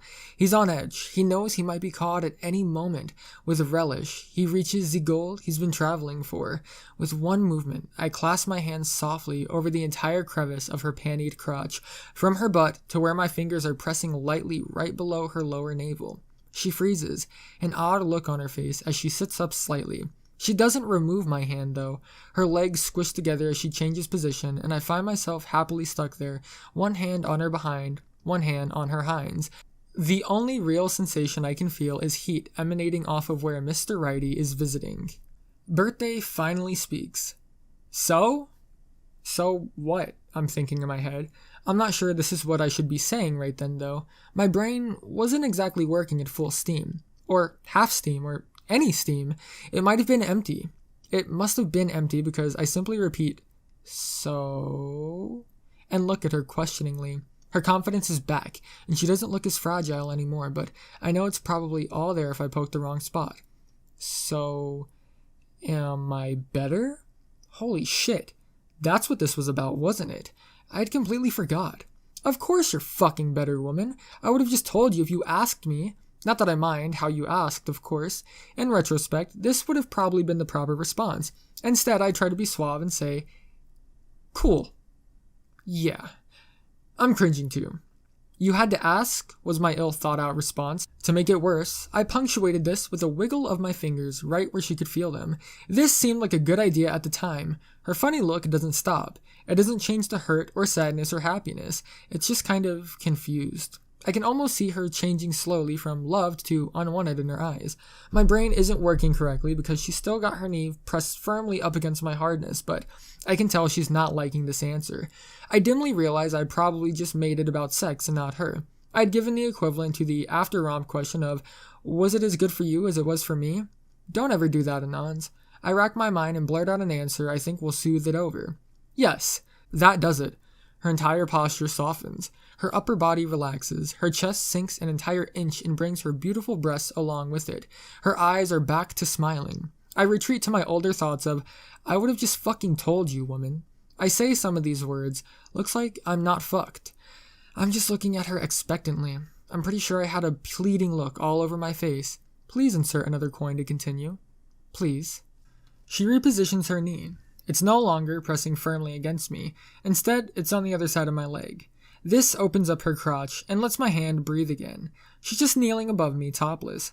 Both of her legs straddling me. Both of my hands under her skirt. One on her left butt cheek. One placed flatly across her panty-covered most private place. She's not moving. She's got a kind of quizzical smiling face on, like she's deciding if she wants to do something or not. I take the chance. Might as well. I take the hand I have on her crotch and place a firm amount of pressure with my middle finger right into her pubic bone. I just watch her face as I slide it down, inch by inch, across her panties, where her slit starts. She's got a look of focus on her face as if she's concentrating on something. Halfway down, she strains a tiny amount and bites her lower lip. Bottom of the curve, no movement in her face. Still the same focused concentration. I round out the last bit with the lightest caress of what I could only assume was her rear, before I moved my hand to the back of her thigh. Her look softens, then hardens again. She seems to have made a decision. Thanks for picking me. She leans over and picks up the bra where she left it and begins putting it back on. A million things are going through my head. She definitely thinks that she is for sure the one I picked during the kissing game. I mean, the whole point was to give everyone enough clues to think it was them, but now she really thinks it's her. I'm not sure where my opinions lie on this. She's got her bra back on though, hidden the precious things from sight while I think about what she just said. Still have my hands on her glorious ass though. Ain't taking this away from me. She stands up. She's taking this away from me. I see a hand hovering in my vision. Oh, I guess I should take this. I'm hauled to my feet. Still have a boner of a million armies. It's not stopping here. Fuck that. I wrap my arms around her, pinning one of her arms to the side and the other between me and her. I lean in for a kiss. I close my eyes. I meet her finger and I open my eyes, a single finger separating my lips from hers. She's giving me another quizzical look, but it's softer and it's almost saying, I'm sorry. I have absolutely no clue what she's thinking, but I was just kiss-blocked by a finger. She lets loose a whisper of, not now. Her breath is hot and cascades across the features of my face. It feels lovely, but... I let go. She backs up and straightens up. She points at the sink. We're both kinda covered in slobber, I guess. It's not a very cheery time. We both kind of just solemnly clean ourselves up and wipe away any traces of what happened here. It's much easier since we don't have shirts on. We finish cleaning up and I just get another sad, apologetic look from her. I don't know what I could have possibly done to deserve that look. It must be something she doesn't want to tell me. Maybe she's afraid of being caught by everyone else. Or something else, even simpler. Caught. Oh right, we should probably not exit the bathroom together. I offer to go first and just duck into the guest room and wait out her reintroducing herself into the crowd for a while. I do just that. I close the door behind me. The room is a darker and much quieter, stark contrast to the rest of the house. I guess the girls were back in the living room playing video games from what it sounded like. I turn away from the door and glance over at Raven. She somehow shoved all the pillows all over the place and is lying on her back. I remember this is a bad thing. I walk over and sit on the bed. Half her torso is sticking out and looks like she's half tangled in the blankets. I think one of her feet is even hanging off the edge under the covers. She seems to be sleeping happily, unaware of this though. Silly girl. I slightly chuckled to myself, comparing her chest to the two that I had just shoved in my face. Still, small has its merits, and I shove this thought from my mind as I roll her over. A little bit of repositioning later, I've got her back on her side and wrapped up properly. Even got her arms around that hugging pillow. Her chin is resting on the corner of it softly. She has no fucking clue, but she's winning major cuteness points in her sleep. Fucking adorable. I hear the door click though, and I'm brought back quickly out of my dawing. I turn around to find Glasses closing the door behind her. She turns around and seems completely surprised to see me. I mumble something like, she was just sprawled. I put her back on her side. She doesn't seem to say anything, just gives me a kind of half nod. I guess that was a good enough excuse to have been gone for all this time and have found in the room, with an unconscious, half-naked girl in it. I hoped Glasses trusted me at this point, because I sure felt like she did. She turns towards the door and starts to leave. I stop her. Glasses? This is just her full name. Are you mad at me from earlier? She doesn't turn around. We're both just standing there silently for a bit. Longer than a bit. It's maybe 20 seconds with neither of us saying anything. Eventually, she turns around.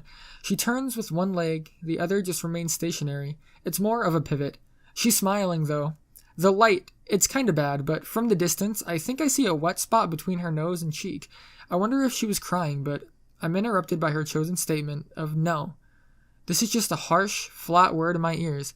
I'm crestfallen. I know that means way more than she's saying. I'm mulling this over, what her real opinions are on the subject for about a third of a second before she continues. Because you chose to kiss me first. She's out the door less than 2 seconds after she says that. Oh, man. Holy shit, Glasses. Thank you. Those words were like angels singing. Things not fucked up with Glasses. Things not fucked up with Birthday. Fuck Homely. The only person left to smooth things out with is Blondie. 3 out of the 4 girls somehow weren't angry at me over what I had done in the last 30 minutes. All I had to do was smooth it out with Blondie, and we would all be on better than good terms. Better than good because I've treated them all specifically individually or in their own mind compared to the others. I'm praising the miracle sent down from the benevolent Sleepover god. I've somehow been able to navigate this raging river with minefield rapids of a situation with ease. Somewhere up above, the Sleepover god smiles, for he sees the waterfall up ahead. I had half a mind to just walk right into the living room, sweep Blondie off her feet and carry her away like a damsel. In my mind, that sounded like a great idea, but in my mind, that also sounded like the worst fucking idea possible. Issues and problems that could arise start flooding my brain. The other girls would see. She might not want to come. I really didn't know how angry Blondie was either. She could just be unwilling to come completely. If she resists, it's just a huge mess. Plus, what if I can't pick her up properly, or I drop her or something? Oh no, I've unleashed a stream of doubts. Here they come. What if I slip and fall? What if someone else stops me? What if she's actually heavier than she looks and I'm not strong enough? What if I take too long and it looks awkward trying to do it? What if I pussy out at the last second? What if she doesn't like me at all anymore? I'm now standing motionless in the hallway, slowly being crushed by self-pity and doubt. I'm just shrinking smaller and smaller with every what if. I just stop. All my best laid alpha plans crush before they even begin. I end up half trudging and half scuffling my feet into the living room. I'm pretty self-depreciated. I've somehow made myself doubt everything without even any reason behind it. Fuck you, brain. I just kind of sadly shuffle in. Birthday sees and gets a frown for about half a second. At first, I think she must think I'm in a shit mood because of what we did or something, which would make no sense, but I figure it could be on her mind. Her eyes aren't sad, though, so she must be thinking something else. Maybe that I'm just pretending to be sad so nobody catches on to what we did. Yeah, I guess we can pretend that's what I'm doing. So me, and my brilliant plan to walk in and seem in a bad mood to throw all the other girls off the trail is going great. Well, except Glasses has no clue why I'm acting sad, but she's got the same kind of look as Birthday. Maybe she just thinks I'm sad about Raven or something. It's odd that seems to be such a good excuse for so many things, even though I'm not thinking it myself. I can't pretend to know what's going on in Glasses' head, really, but I seem to be alright in her eyes, so I end up plopping down right next to her. The video game of choice seems to be Symphonia again. 4-player, everyone has a controller but me. I'm alright with this. I was JRPG'd out for the day. Blondie is way on the other side of the couch and leaning all over the armrest with birthday and glasses between me and her. Everyone is still shirtless, except Homely, who's chilling in the armchair to the side. She's got her t-shirt back on. It's not like it's hiding too much, though. Her chest still moves anytime she does anything. When she catches me looking at her, she pokes her tongue out a little bit and makes a teasy kind of "nyah" face. I haven't seen anyone make that kind of face since I had to rescue all the dragon eggs, but I mean, that's what it was. If I start chasing her, charging around head first, someone stop me. I figured there's no way I'm getting close to Blondie's feet again, so that path is closed off. Maybe if I could figure out how to send smoke signals to Birthday, so I could get her to swap places with me, but I'm on thin ice making sure she thinks she's special, so I better not. The armchair of the couch is out of the question since Blondie is all over it somehow. I don't even understand how it was comfy, but she was relaxing on it sideways and chest first like some kind of big cat. Hands held out in front of her, away from the couch entirely as she concentrated on the screen. I can't even do justice of how awkward it looked, but she seemed to be having a good time, so who was I to judge? I, sadly, didn't have any avenue of getting to and addressing her current mood towards me, though, so I just have to sit silently where I am and watch the game. My thoughts don't linger on Blondie for very long. I can't really do anything about her at the moment, and I don't even know if she's angry at me or not. I am, however, sitting next to the prime culprit of most of my video game related suffering in the last 2 days. Glasses. Time for some fucking payback. I drop my "it'll all fuck up if I try" mood and just put my left arm halfway around her waist. Everything goes wrong. But it doesn't. She doesn't say a word. My arm is properly hidden from view by everyone and my palm is just lightly resting on her bare skin. The only way anyone would notice where my hand is would be if Birthday turns completely around.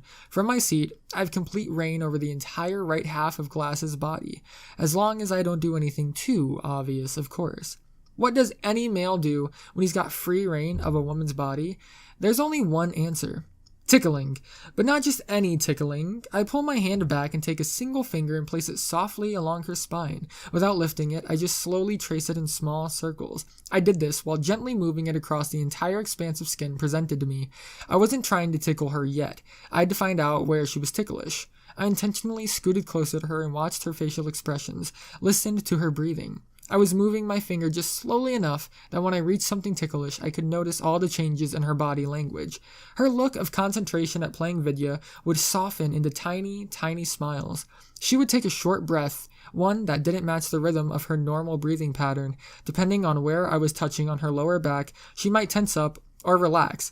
Human bodies are like instruments. I could sit there for years eliciting little sighs, gasps, muscle contractions, and other reactions from a girl's. The sounds they make are like music. The movements are like the vibrations of a string instrument. It's beyond entertaining. I roamed these expanses of flesh for what could only have been hours, but was just maybe a couple of minutes. I think I was doing an awful job of tickling her and just got distracted. I think I might be really bad at this tormenting thing. Whatever I was doing, after a couple of minutes of it, I had most of her ticklish areas worked out. She was extremely ticklish along her lower spine, right where the skin almost vanished into the unattainable reaches of her pants. She wasn't very ticklish anywhere else besides her sides, which are ticklish unlike everyone anyways. I had even roamed my hands along her upper back to where her bra strap was. Yes, the idea to unhook it crossed my mind multiple times, but we knew better. I still hadn't actually tickled her yet, but that was the point, wasn't it? For the most part of her body language, she wasn't shying away from my touches. She wasn't having trouble surviving on the game. She wasn't giving me any looks of any sort. I would say she was enjoying it so far, but I had plans to fix that. Now, let me tell you a nonce about tickling. Tickling is a science. An absolute masterful talent to have. It takes two things. Well, number one, your hands. Number two, someone else. Face it, we all know how to tickle people. Throw hands at the other person, laughing ensues, but I didn't want her laughing. I wanted her almost laughing. That painful feeling where you're trying to suppress giggles and every single one threatens to come out. Not many people know how to play this tickling game. I knew Glasses was enjoying my hands. I knew she didn't want them to stop, and I knew she didn't want the girls to know I was playing with her on the couch. I knew far too much for her own good. I placed my hand right back on her spine, one finger touching.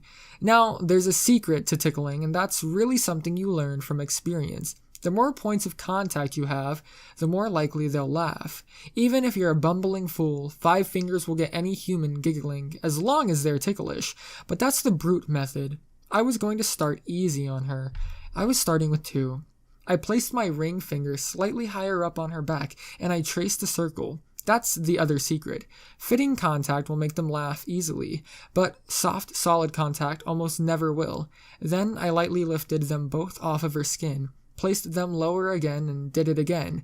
Every time I did this, my fingers would end up upside down, so to move them, I would move my fingernails softly across her back. This was the part that was getting her. The hard surfaces of my fingernails were making her inhale off rhythm each time, and that muscle tensing, relaxing I was talking about earlier, she stopped that relaxing bit.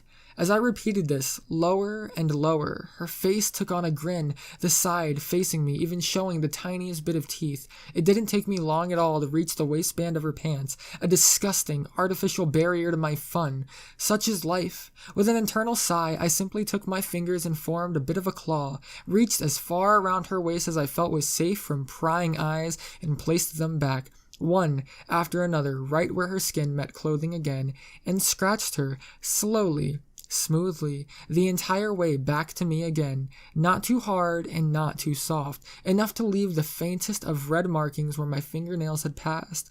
Her reaction to this was instantaneous. She straightened up. Her posture went from slouching to straight up and down. This had the side effect of thrusting her chest upwards quite a bit, assets that I was not morally against observing during this process. Her breath slowed entirely, even stopping compared to what it had been before. Her stomach pulled in taut. Her eyes widened. Her smile dropped to a straight line. She even uncrossed her legs.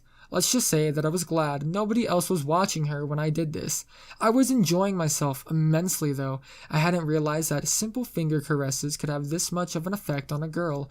I was kind of jealous. But it was time to make her suffer. Her performance in the game wasn't doing too hot, but she was still functioning more or less, enough to not matter. She hadn't let me play video games, though. That was reprehensible. She would atone for those sins. I would make sure of it. This time, I moved my hand back up her spine, starting higher this time. I couldn't help but notice that her skin felt hotter, warmer to the touch than it did earlier. Maybe it was my fault. Maybe not. I pushed the idea out of my head, because it was time for 3 fingers. Because the pointer, index, and ring on my hand were not all close to the same length, touching all 3 of them and drawing circles was impossible. I figured this out after 2 or 3 awkward attempts. I was not as smooth as I'm making myself sound. Trust me. Anatomy failing me in my time of need. But remember, Anons, you don't have to be a Casanova with your fingers. Even if your fingers are literally tripping over one another, it feels nice. Physical, skin-to-skin contact just feels nice. No issue. I could improvise. I placed my middle and pointer fingers side by side, a decent distance apart, and my ring finger lightly resting a tad bit further away. Then I twisted my entire hand slowly. The index and pointer swapped position. The ring traced an extremely light semicircle around the outside of this smaller circle. It wasn't very firm, so the ring finger lightly brushed her only every couple of centimeters, and she tensed again. Her grin was back. I moved lower to do it again, a wider grin and a small exhale halfway through. I was getting to her.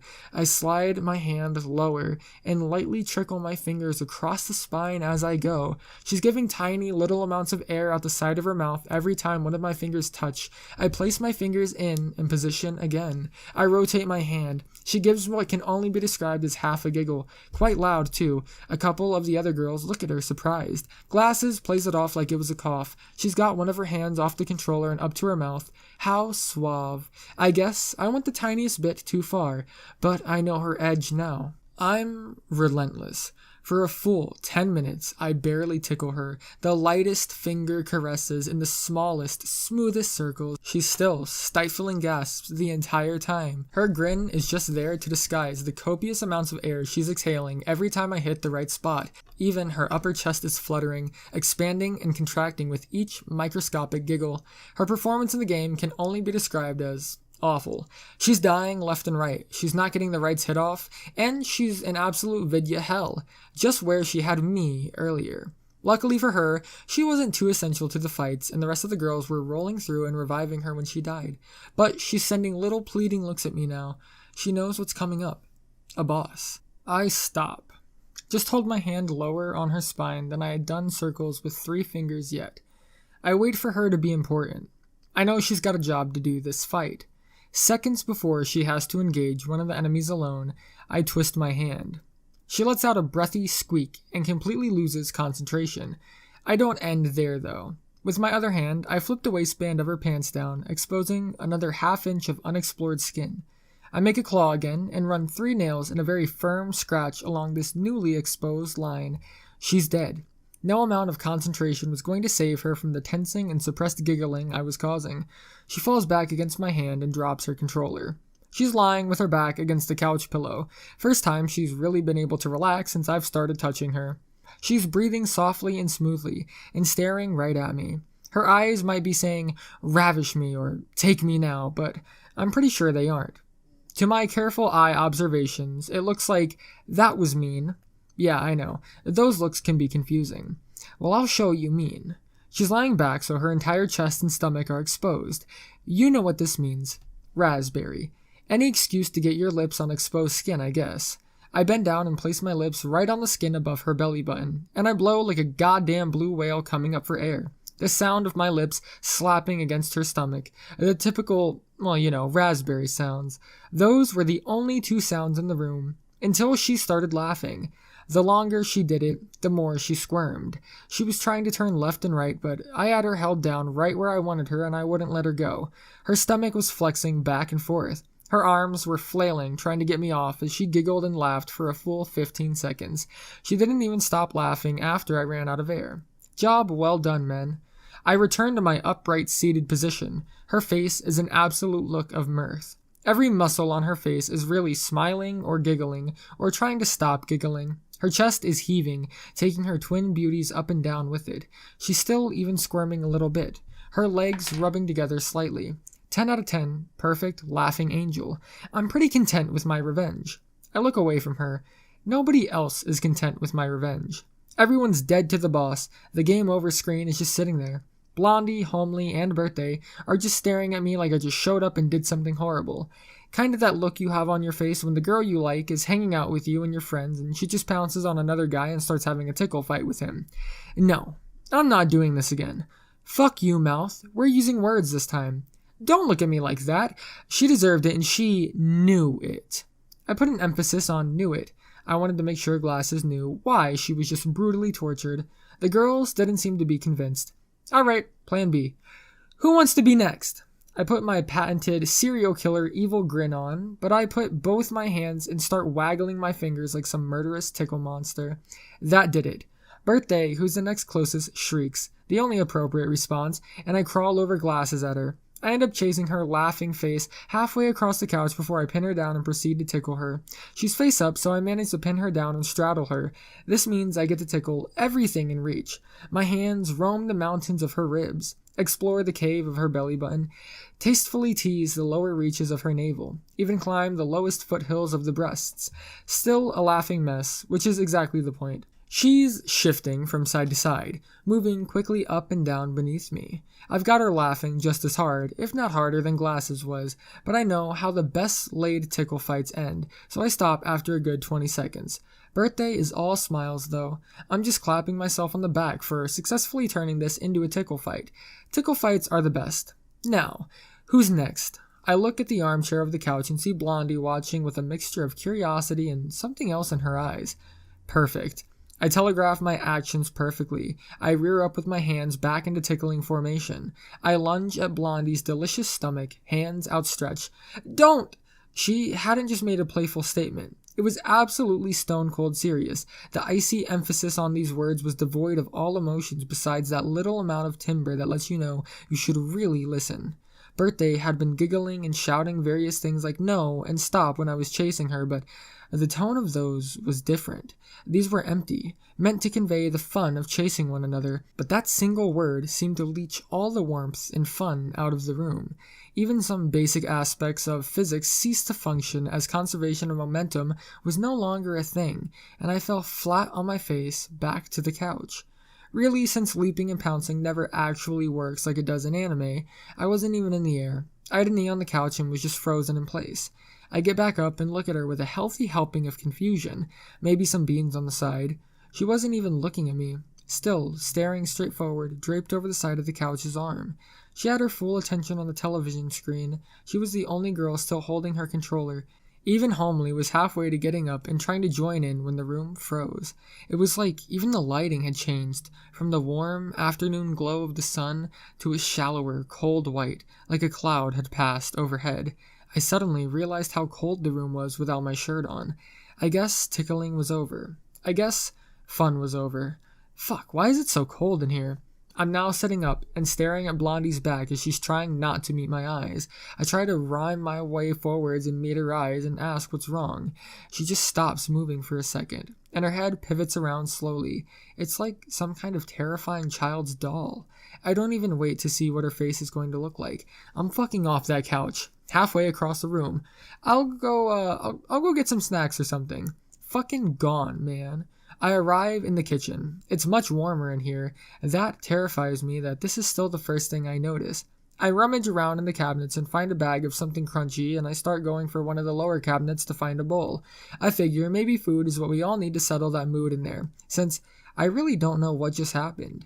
While I'm kneeling, I find there's actually quite a bit of mayo that's spilled down here, along with part of a tomato.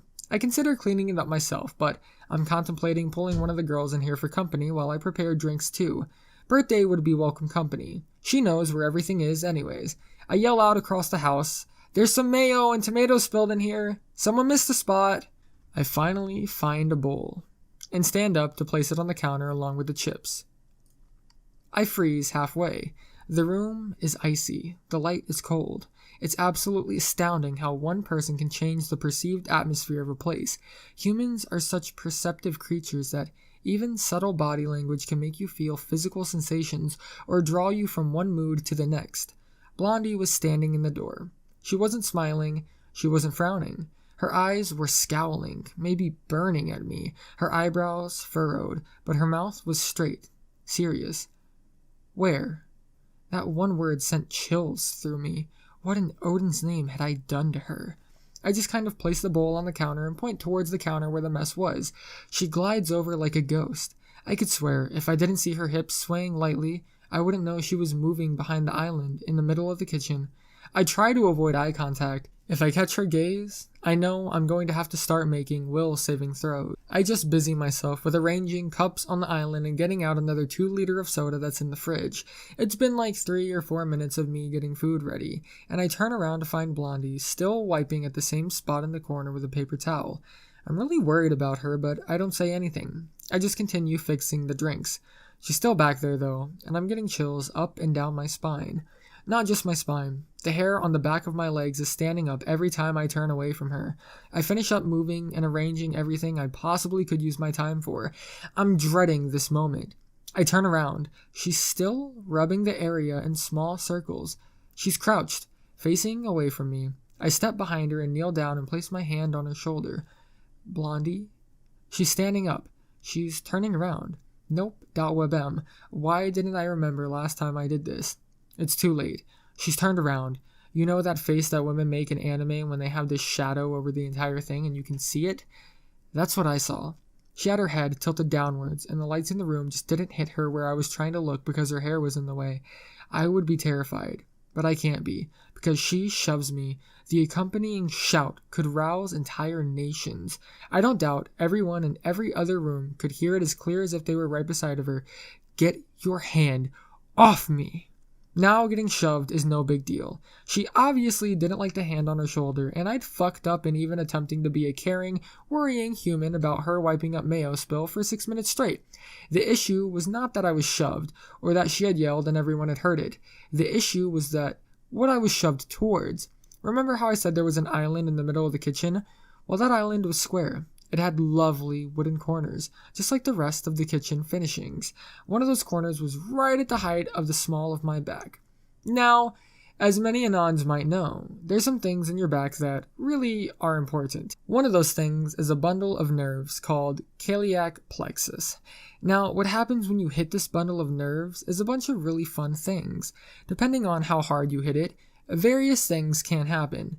Temporary paralysis of the diaphragm, minor loss of limb function, excruciating pain, cascading serious effects throughout the majority of your nervous system, disruption of organ function, and, in rare cases, death.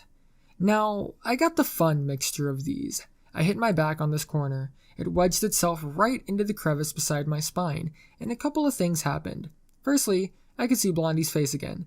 She was angry. When I say fire was in her eyes, I mean her eyebrows were getting singed. Her face was contorted into a mixture of pure rage and what I can only assume is true heartbreak.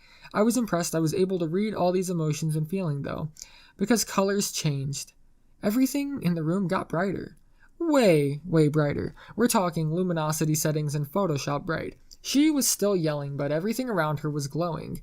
I couldn't hear a word either. Nothing was coming out of her mouth. I tried to focus on what she was saying, but that was when I realized why everything was blindingly bright.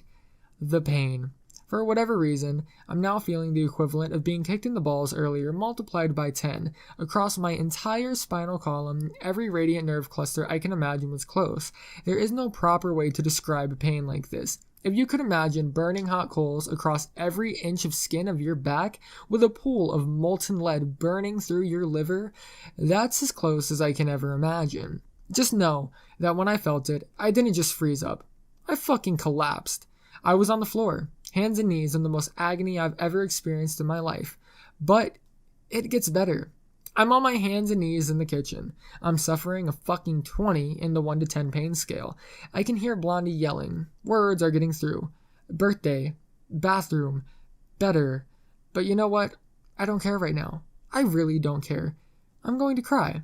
I try to cry, but I can't. Great. Just great. What's fucking wrong now? Tears are streaming down my face. I can see them dripping off my nose, but I can't make a sound. I want to be bawling like a fucking newborn baby. My mouth is open, but no sounds come out. It's like I'm in a nightmare. Some horrible nightmare where you try to scream and you can't. I'm in some nightmare where I'm watching the most terrible, destructive monster just slowly inch towards my friend, and I can't even warn them. But this is real. Blondie is still screaming profanities at me from my right. I still can't make out a single sound, though. I'm just hanging my head, mouth wide open and staring through the floor, like I want to scream. Everything burns. The pain in my back is still pushing and throbbing like it's a wound being constantly reopened by razor blades. My chest is burning just as badly. I don't understand. It didn't hit my chest, but it's still burning, more and more, every second. I try to take a breath, but I can't. What do you mean, I can't? Have you ever had the wind knocked out of you, Anons? It's a blow to the same bundle of nerves, although many times far less direct and far less intense. For those of you who haven't, take a breath in, then out. And notice how you can control how your chest does that in and out thing. Now, imagine if you try to take a breath and nothing happened. Nothing you can do to make your chest move works. Imagine suffocating on dry land. Welcome to that moment, Anons. If you want, you can hold your breath and see how long you can make it. Now, I'd just taken a serious, hard, direct hit to this bundle of nerves. My diaphragm was paralyzed. It had been a minute, maybe 2. I hadn't had a single breath. I couldn't scream, I couldn't cry, I couldn't breathe, I couldn't beg Blondie for help. Everything was burning. My chest was the worst part. My heart was beating 1,000 miles a minute, which means I was using up oxygen far too quickly to be holding my breath for this long. Have you ever experienced suffocation, Anons? This is not a sensation that I assume is very common, or even relatable on any kind of real level because of how extreme it is, but I'll try to explain it anyways. Hold your breath as long as you can. First, you'll feel a pressure in your lungs, a slight burning in your throat and upper mouth. Then, the burning moves lower. A heat spreads throughout your torso.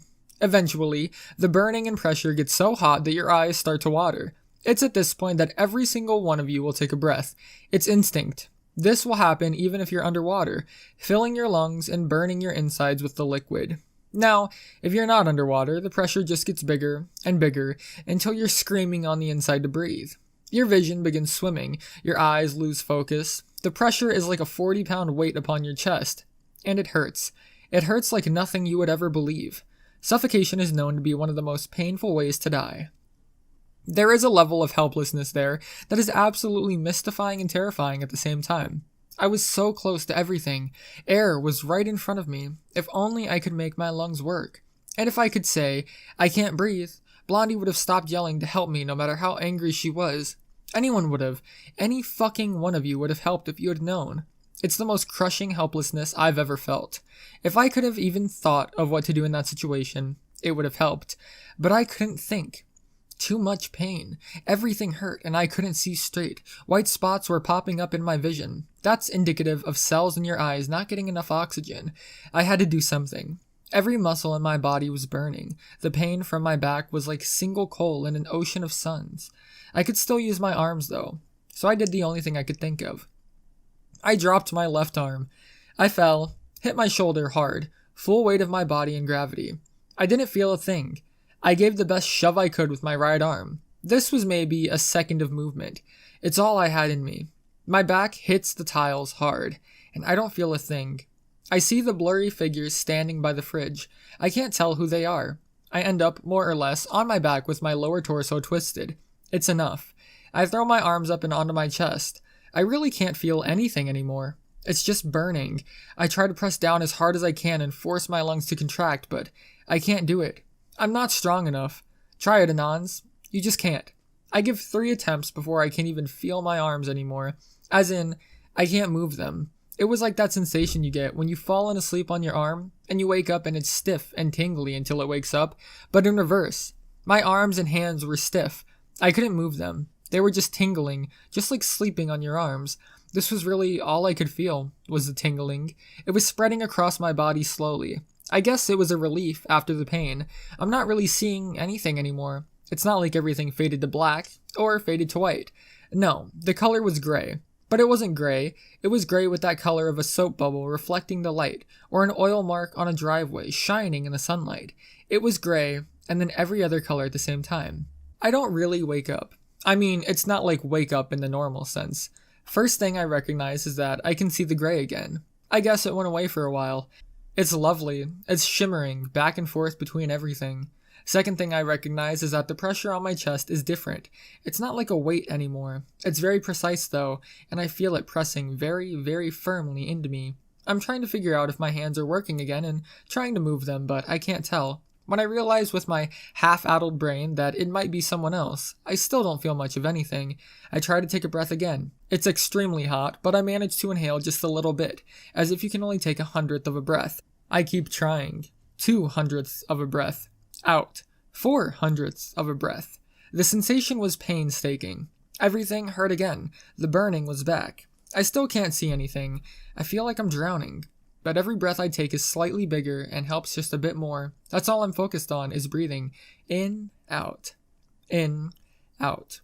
Eventually, I can realize that I'm not actually the one breathing. The pressure on my chest is definitely someone else. Hands, maybe. It's forcing my chest downwards and really not helping though. I'm kind of breathing on my own, even if it's only with 1/4 of my diaphragm. Every couple other breaths I keep taking are hot, like the air is different. Mouth, maybe. I'm dimly aware that someone is trying to give me CPR. Thank you, time-traveling Anons. I've started to regain my basic motor functions. My vision is back, but it's just an absolute blur of colors. Imagine all the colors in a room, now take the most common ones and just make those cover everything. That was all I saw. I wait a bit. There we go. There's some basic shapes. 3 girls. Fuck if I can tell who they were. All of them looked to be kneeling above me. Every couple seconds, one of them got real close and I could almost see the face and eyes. I guess that's whoever was giving me CPR. After she pulls back, I managed to let out a cough. I don't know if anything was in my lungs, but it sure felt like they were still not working correctly. The cough was weak, empty, and just ended in a breath. I was conscious enough to know that I sounded terrible. It's eventually to the point where half my lungs seem to be working, and the tingling is doing the same thing, but in reverse. It feels exactly like I just slept on my entire body, and it was returning to being awake. I can take breaths deep enough to satiate the fire burning inside me. All it does is take away one pain and reminds me there's still another. Those searing hot coals all over my back are back. It's far more focused though, and centralized. It's excruciating though, and I think I want to cry again. That's almost the first sound I make, but it comes out as sort of an ugh before I realize I need more air again. Everyone's in focus. My eyes must be moving and it must be obvious I'm breathing. Because the CPR has stopped and I can now recognize the girl hovering over me. Well, I can't actually recognize her. Her face is a blur, but I can see one detail. She's wearing glasses.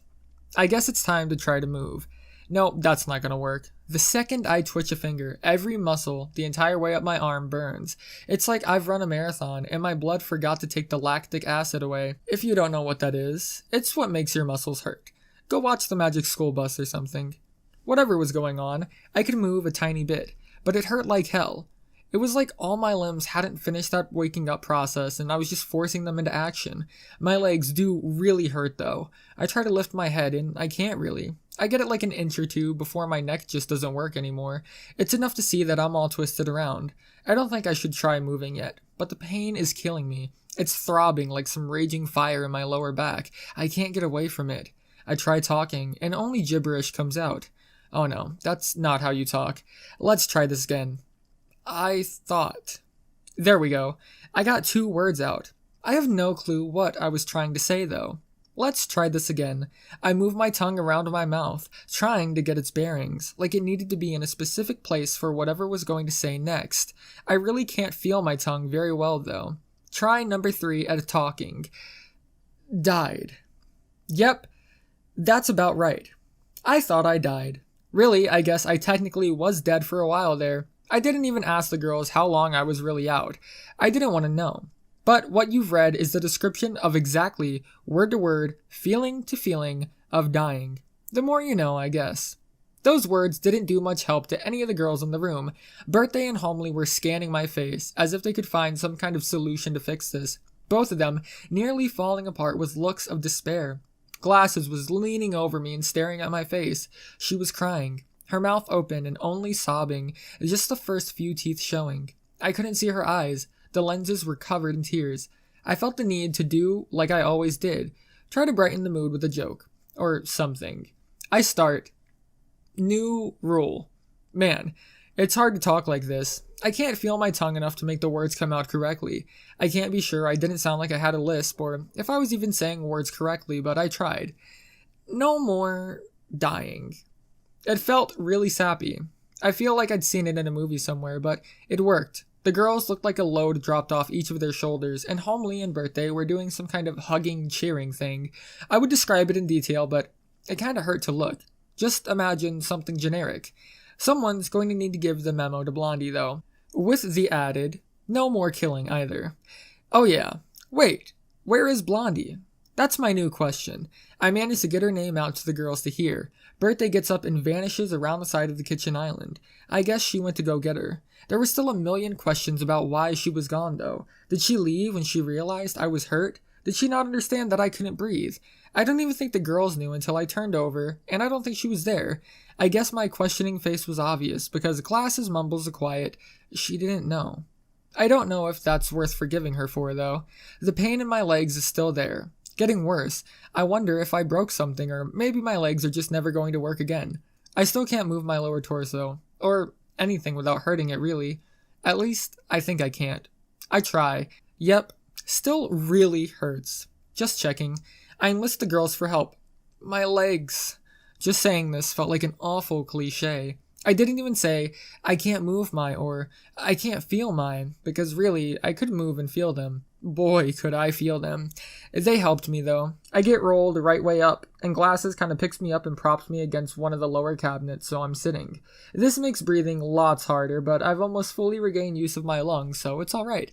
In my mind, how cliche the "my legs" comment came out made me imagine they thought I was disabled or something. I gripped my teeth through the pain and lifted my right knee up and closer to me before setting my foot down. There we go. Now we all knew my legs worked. I'll be honest, I wasn't really sure myself. I'm glad they did though. Next on the list are arms. They seem to work okay. Not as much pain as the legs. I guess the legs were a ton closer to the nerve cluster. I'm flexing my fingers like they're some kind of new robotic toy when I realize I've been hearing yelling for the past minute. Birthday is screaming something in the distance, and Blondie is screaming back. It doesn't take very long for the screaming to get closer. It doesn't even seem to be an argument anymore. I just hear shouts from Blondie. I see them both come around into my view in the kitchen. Well, I see the feet and legs. Blondie doesn't seem to be walking though. Birthday is dragging her. It doesn't even seem to be a fight. Blondie just gets tossed to the floor near me like she was some hunk of meat from a recent hunter's kill. Even if she was a hunk of meat, she hits the ground like a sack of potatoes. It really looks like it hurt. I don't know if you realized, but Birthday has a way more violent side than all of the other women. It's not so much she enjoys hurting people, but when her friends are hurt, she just goes into a mother bear protecting cubs kind of mode, I guess. It's not something you really want to be on the wrong side of. Before Blondie can get up, Birthday is more or less on top of her. Blondie is trying to get her off, but Birthday is the bigger girl. Eventually, she's just pinned underneath, flat on her back. There's a lot more screaming during this. "Look what you did to him!" Birthday yelled. "When you yelled at him, he had a heart attack and almost died." Well, I guess it looked like a heart attack. To them, I just kind of flopped over and grabbed my chest. "I didn't do anything! He put his hand on me and I shoved him off," said Blondie. "You probably did something earlier to him in the bathroom, slut!" Oh no. Blondie, don't start the name calling. "Who are you calling a slut, Miss Prissy Pants? You had a shower with him." "It's too late. That's because he likes me better. Stop being such a bitch. I bet you sleep with all the boys you invite over, don't you, slut?" Now Blondie suddenly stopped screaming profanities at Birthday. This was only at the point at which Birthday's hands were firmly enclosed around Blondie's throat, and Blondie was getting throttled. This wasn't nice throttling either. I'm in horrible agony, so I assume Glasses or Homely will step in and fix this. You know, anytime now. Anytime at all. Nope, they're just staring. Blondie at this point was now making the entire orchestral arrangement of sounds that you make when someone's choking you. Birthday is screaming all kinds of things like, "He could have died," and "I'm not a slut," and "fuck you." You know, normal girl things. Blondie is still getting choked though.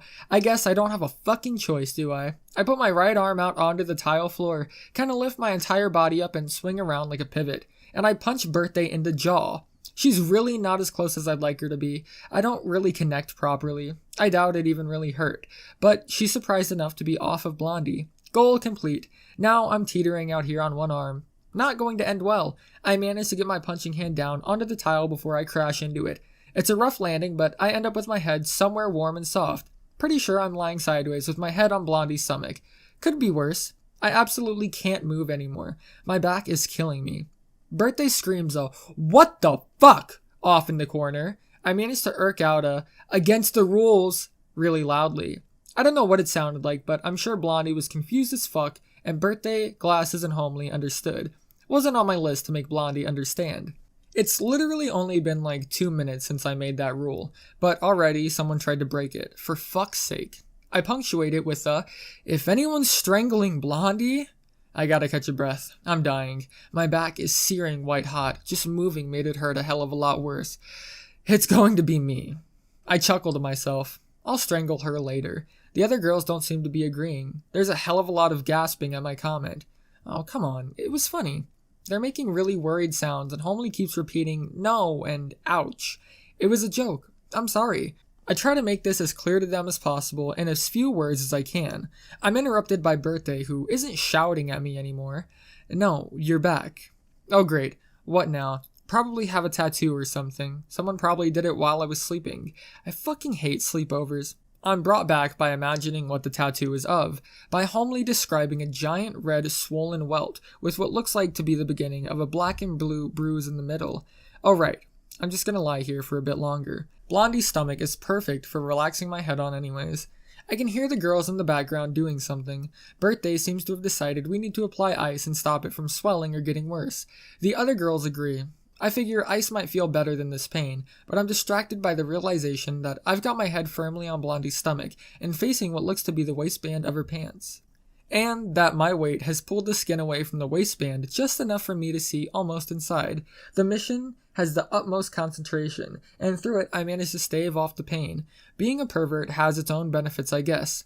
Also, she fucking owed me. Eventually ice is applied. It felt like, well, I mean, you know what ice feels like, Anons. Hint, it was really cold if you forgot. And after a substantial amount of lying there in the kitchen, half on the floor, half on Blondie's stomach, with other girls fretting around us both and making sure we're okay, it hurts quite a ton less. You know, back within pain ranges I can manage to describe to fellow Anons.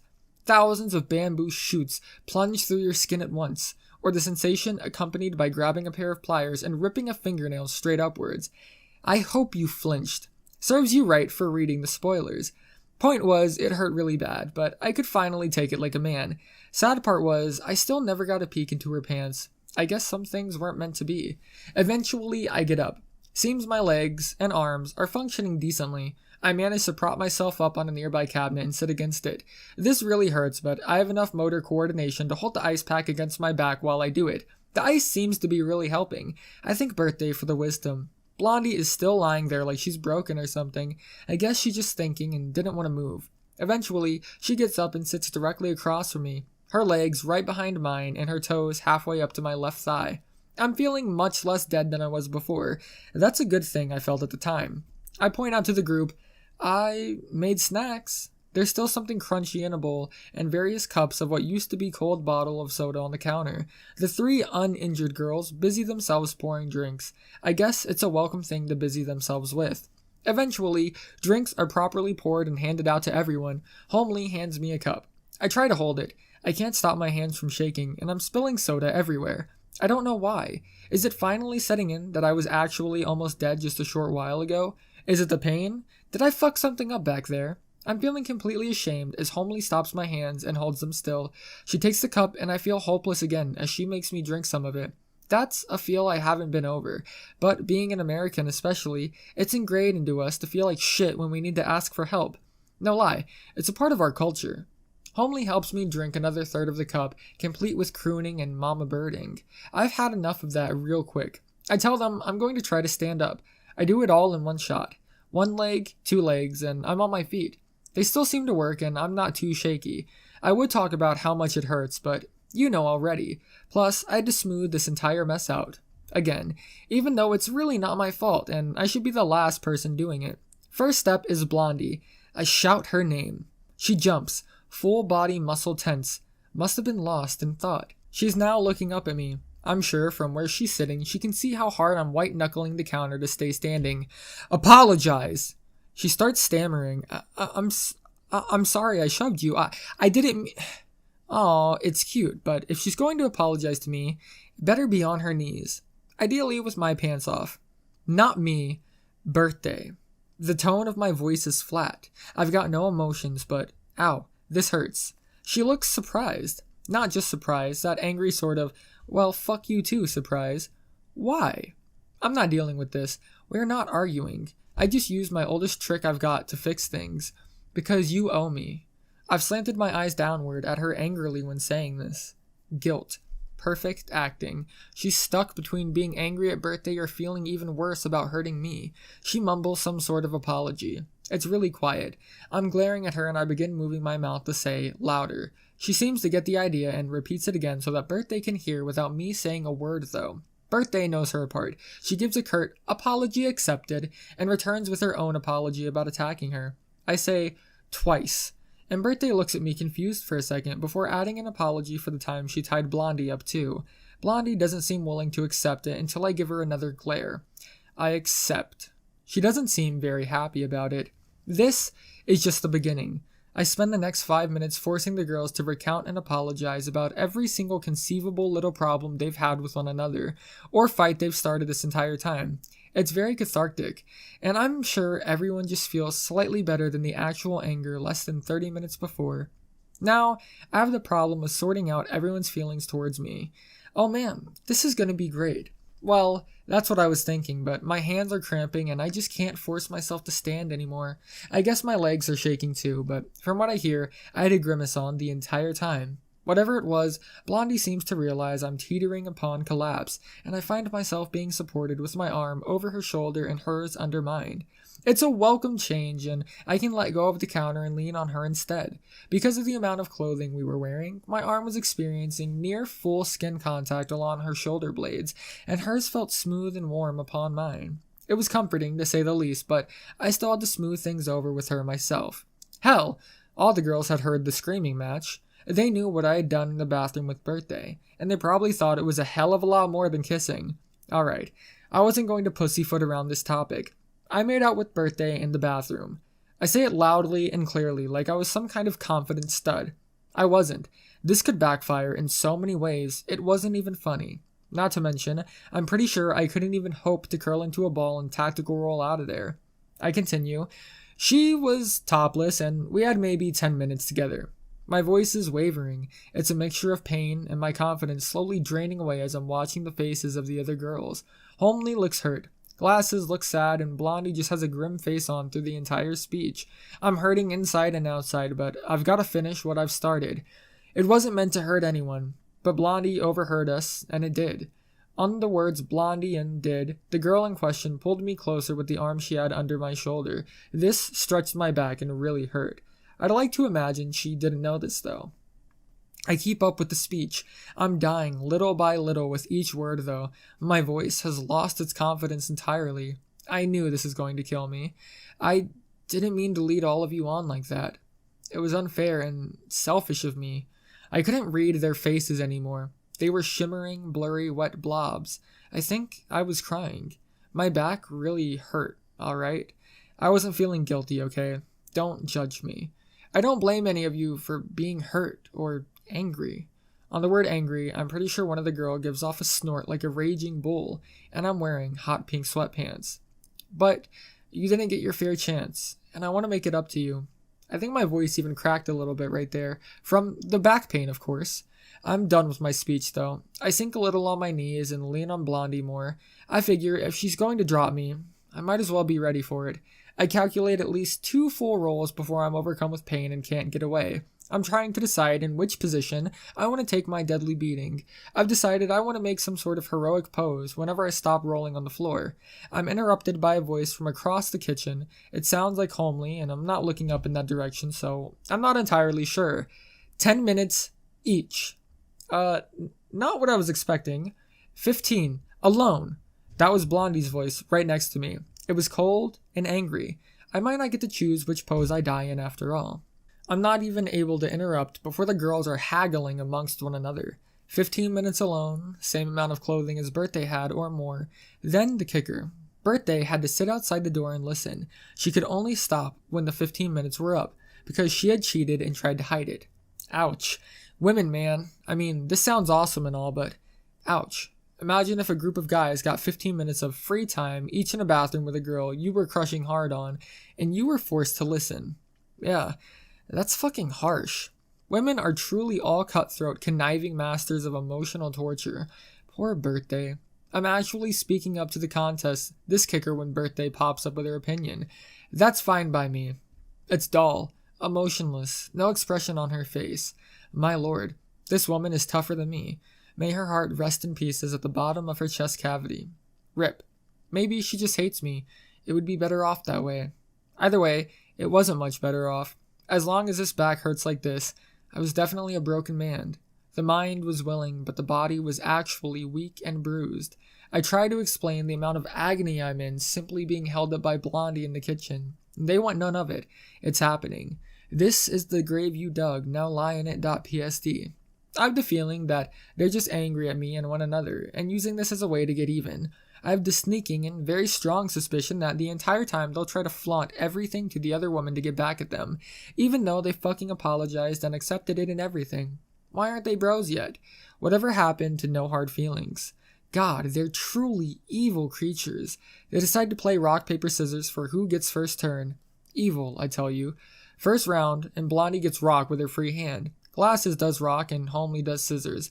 Last place, sucka. Take that. Second round, they both pick scissors. Third round, scissors. Fourth round, scissors. I mean, really, come on. 2 girls just scissoring one another? Who does that? There's probably children reading this. Keep it PG, girls. If there are children reading this story, I promise I won't tell your parents. If there are parents reading this story, I promise I won't tell your children. You really don't care what the final results were, but Glasses won her masterful ability to win every game she plays. It might just be one of those lesser-known superpowers. Whatever it was, I found her arm under my other shoulder and taking the weight off Blondie. I'm then corralled and dragged off towards the master bedroom, with the others in tow. I glance at the clock as we go by. 4:15.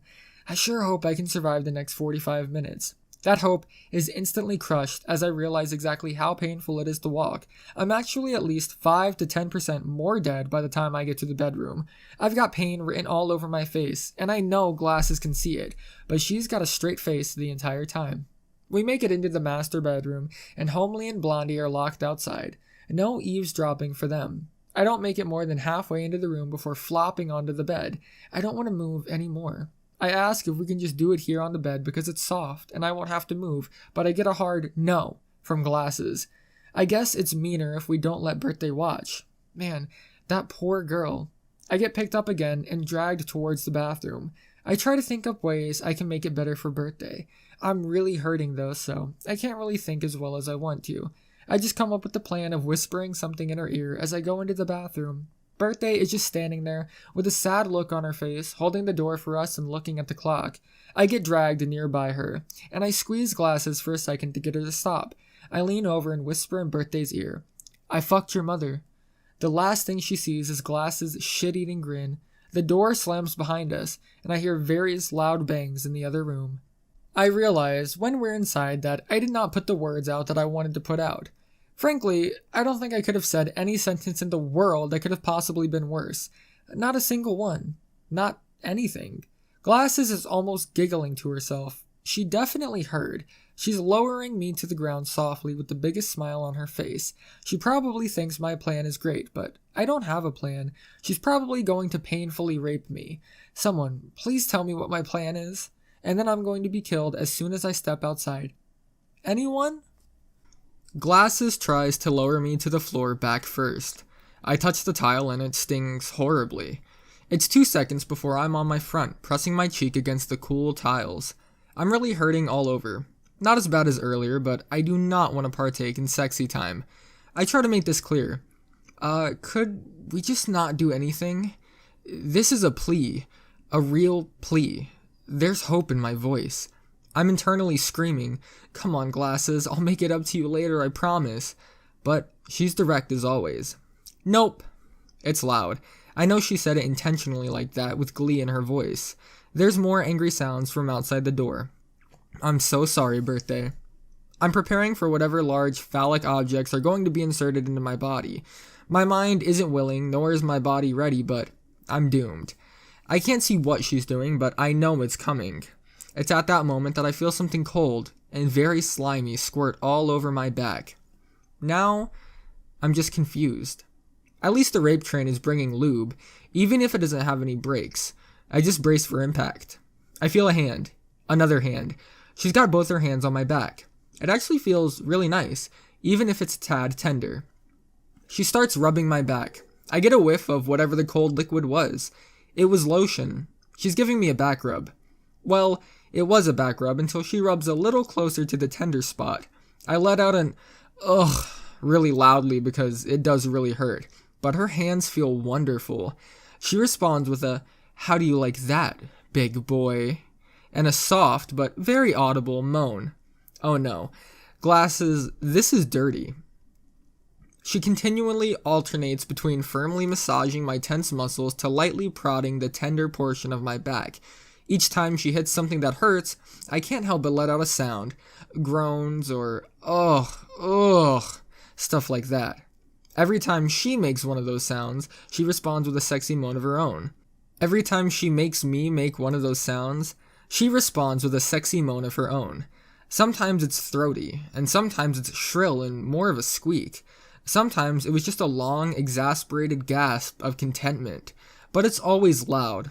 I feel terrible for doing this, but the massage feels absolutely amazing, and it's definitely helping my back. Well, until she runs out of lotion and her hand stops sliding so well across it. I take the bait.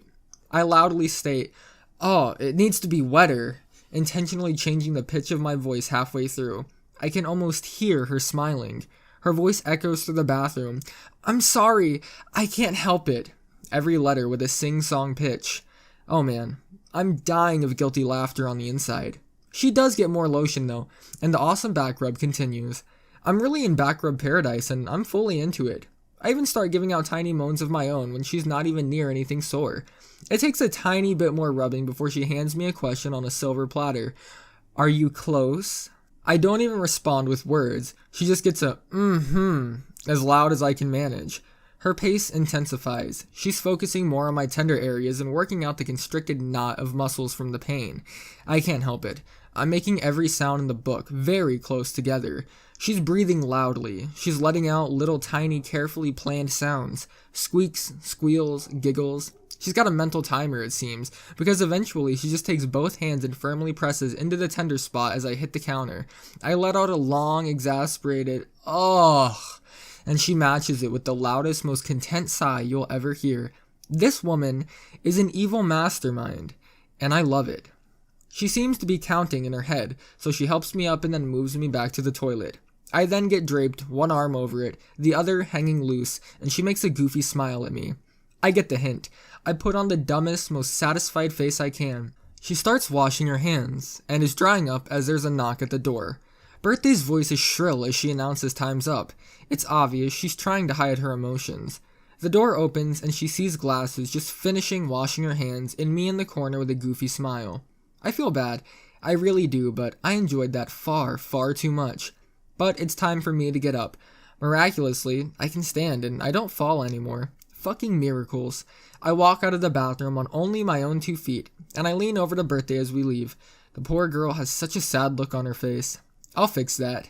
At least with your mother, I was thinking of you the entire time. Well, it's not sad anymore. It wasn't a compliment if any Anons are confused. It's a mixture of quizzical and angry. I laugh. I force it to be a belly laugh and vibrate the air around me softly. This really hurts my back, but it's worth it. The steam coming out of Birthday's ears is priceless. I can hear it hissing like a teapot in the background as I walk away and follow Glasses to the bedroom door. Next up is Blondie. I remember I should ask Glasses to remove all sharp objects from the bathroom, but I can't get to her in time before the changing of the guards occurs. Blondie doesn't come in happily though. The second she's inside, she's got her hands on her hips, and I'm getting daggered via eyes again. I need to come up with a cute name for that. Eye dags? Dag eyes? The women use it so often, I should just have it already. She's firing the damn things at me. Just know that. She's not one for talking this round. She just grabs my waist and drags me along with her. Her hands go right where I really don't want them, and she even digs in a little. It's all I can do from screaming as she shoves me towards the bathroom. Really, you just had to go and grab me there, you dick. Blondie just struts into the bathroom ahead of me and stands there, one hand on hip and a prim glare on her face. I'm wincing in pain as I limp over towards Birthday at the bathroom door again. She's furious. I get close to her again. At least she's got cute boobs, unlike yours. Before she can even realize what I've said, I've slipped out of her grasp and she grabs after me. I close the door behind me and lock it. Then I yell, "Lumpy!" right through it. The banging means it's working. I turn to face Blondie. I catch the corner of her mouth and a smile. She doesn't know what I'm doing, but she enjoyed the compliment. I guess hearing your boobs are nicer than other girls is pretty good. I'm smiling. Hopefully this won't turn out as bad as I hope it doesn't. Who am I kidding? I'm doomed. Alright, Blondie, do your worst. She's still just standing there, one hand on her hip, the other leaning on the counter. She's kind of scary. She's got this half smile on and glaring daggers at me. Yep, I'm doomed. It's a good many minutes later now. I think we're having a staring contest.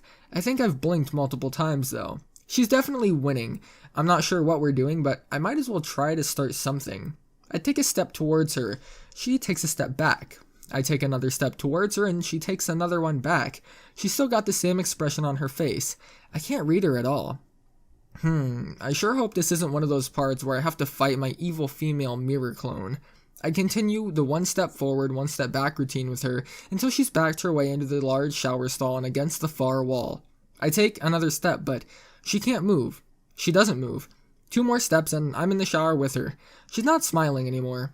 Well, she is, but it's not a real smile. It's a shallow, sad smile. The kind of one you put on when you realize something cool can't ever happen because the laws of physics just don't want to cooperate. It's not a happy smile. I'm really not even sure why I got closer to her if she's just going to look at me like that. I do take a couple steps closer though. I'm within arm's reach. But I know better. I'm not going to initiate contact. Instead, I just put on a warmer smile than the one she was holding. I guess I was giving a hurt smile. It made sense because her reaction hurt, and my back hurt, and I was doing a bad job of hiding both. We continue the staring contest from this position. Eventually, I get restless. I take the safer route of building bridges and extend my hand, beckoning for hers. She shakes her head, a prompt and swift back and forth. Her smile is gone. She holds the slightest pout after this movement. I don't know what she wants from me. I ask the question. One word. Why? I try to enforce as much intent and curiosity into it as possible. I try to make it seem as non-threatening as I can. It's another full minute. I just hold my hand outstretched. I know this sounds cliche, like I'm asking the girl to join me on a dance and I'll just stand there waiting for her to take my hand, but let me break the bad news. Your arms aren't really meant to be held stretched out in front of you. When you see a character stretch out like that and hold it for more than 30 seconds, his muscles are fucking burning. He's dying. He's hiding it on his face, but his arms feel like they're going to fall off. After about a minute or two, I dropped my arm. To her, this probably looked like the invitation was over, but to me, it felt like my arm was going to drop off. Instead, I switched to the other arm. I can't even imagine how awkward this looked. Like, on a list of giant fuck-ups that make you look like a massive loser, one of them is not being able to hold your arm out for serious extended periods of time to woo the ladies. I felt like an awkward fucking child extending that other arm, but my first arm really burned, and my back hurt, and the music was too loud, and I just wanted to go home. Extending the other arm got another shake of her head, though. I guess it was a reaction. I cautiously considered dropping the second arm and putting up the first again. Maybe I could get another shake. I'm weighing the odds involved with that idea when she finally speaks. It's alright. Go sit down. What? The mental thought must have broadcast across all female radio waves because she gets the question and doubles down. I know your back hurts. Go sit down. There's nothing but soft compassion in her voice. I'm completely taken aback. This was not the Blondie experience I had mentally prepared for, nor was it the one she wanted. She was pulling off one of those attention-seeking moments, wasn't she? I knew it. I wasn't going to let this go unchallenged. I wasn't going to fall for it. You were the one who asked for the 15 minutes, weren't you? It's again genuinely curious and soft. I'm trying to keep from threatening her in any way. The answer is fast. Almost too fast, like it was on her mind the entire time and she was just waiting for me to ask. I don't deserve it. Well, shit. There's like 1,000 things that could mean. I know what it sounds like it means, but she's a girl, remember? It doesn't mean whatever you think it means. The first and most likely is that she's digging for compliments. She's trying to trick me into feeding her a, no, of course you deserve it. Of course, this could be exactly what she doesn't want to hear either. She could genuinely think that she doesn't deserve to spend 15 minutes alone with me because she's guilty for hurting me. Or both of those could be completely wrong and she just wants another why so that she can explain why she didn't deserve it and talk about herself more. Which, in itself, could just be another plea for attention. Even more likely still, she could just be feeling bad for me and my back, and be lying and saying she doesn't deserve it to convince me to sit down and stop hurting. Whereas in reality, she wants my company for another 15 minutes just as badly as the other girls did. That, or she could have just not wanted to come in here in the first place, is only doing to screw with Birthday for choking her, and she doesn't want anything to do with me, so she's making sure that I don't do anything. It comes to my mind that Girl Translator is in the shop, and I could really use one right now. So, I'm pretty sure all of those answers are a trap. So I go with the safe option. Yes. There's one word for her facial expression. Livid. I knew I had made the right choice. All the others were traps, but not this one. I'd simply agreed with her. No harm in that. That's how it works, right? Always agree with women and they'll love you. Her teeth were slowly clenching, her eyes were boiling, and I could see bubbles welling up. I told you guys, this was the perfect answer. I just let her stew a moment. I keep a calm, peaceful smile on the entire time. I've got to try really hard to keep the expression on my face, though. It's obvious she's going to try to murder me in mere moments. As she prepares the final step of her assassination attempt on Storybro, I stammer, I mean, of course, I don't deserve it. Target hit. The fire in her eyes is dead on.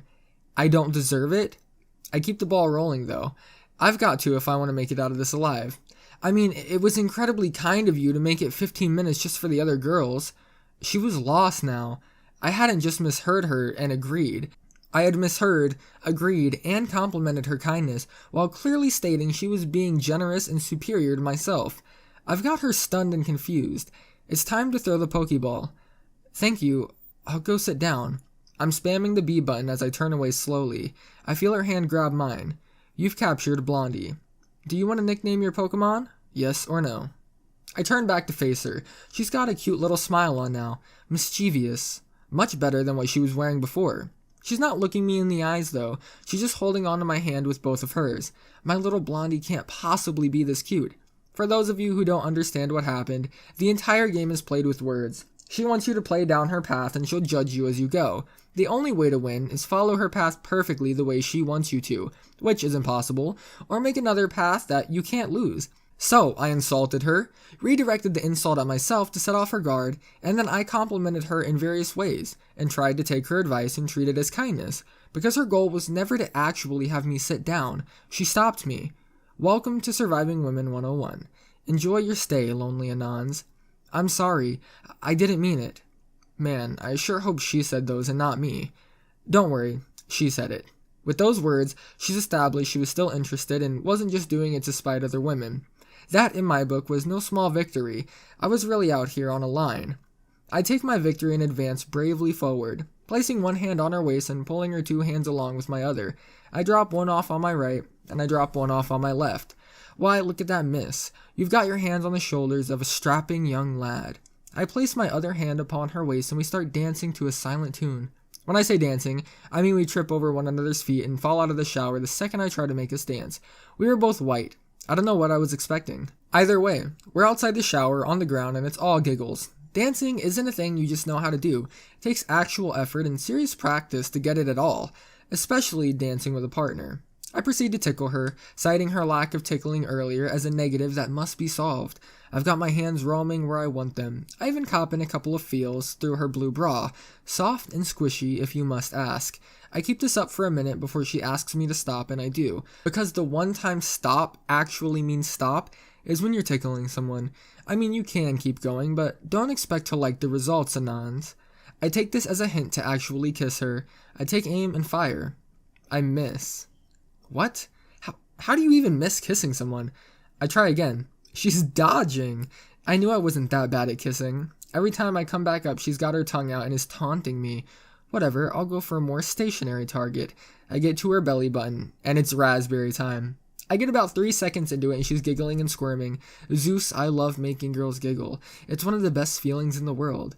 Unless it's Blondie, then she just knees you in the chest. It's not hard, but it's enough to hurt. Ow, I swear, Blondie. I'm playfully growling now. I mean, everything hurts anyways. A little more chest pain ain't gonna make my back hurt any more or less. Plus, I expected it. I had my crotch not anywhere close to her legs. I swear, I'm learning. She's giggling up a storm though, but manages to squeak out and I'm sorry. I swear to God, girl. Next time I try to have my way with you, I'm tying you up first.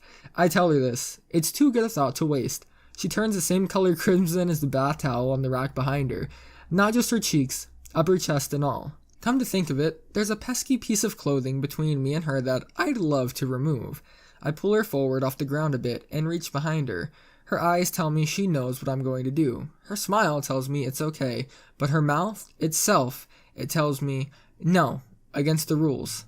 Well, fuck the rules. I place my 2 fingers, one above and to the left, one below and to the right. I twist, just like I did earlier with birthday. I remove my hand thinking the deed was done.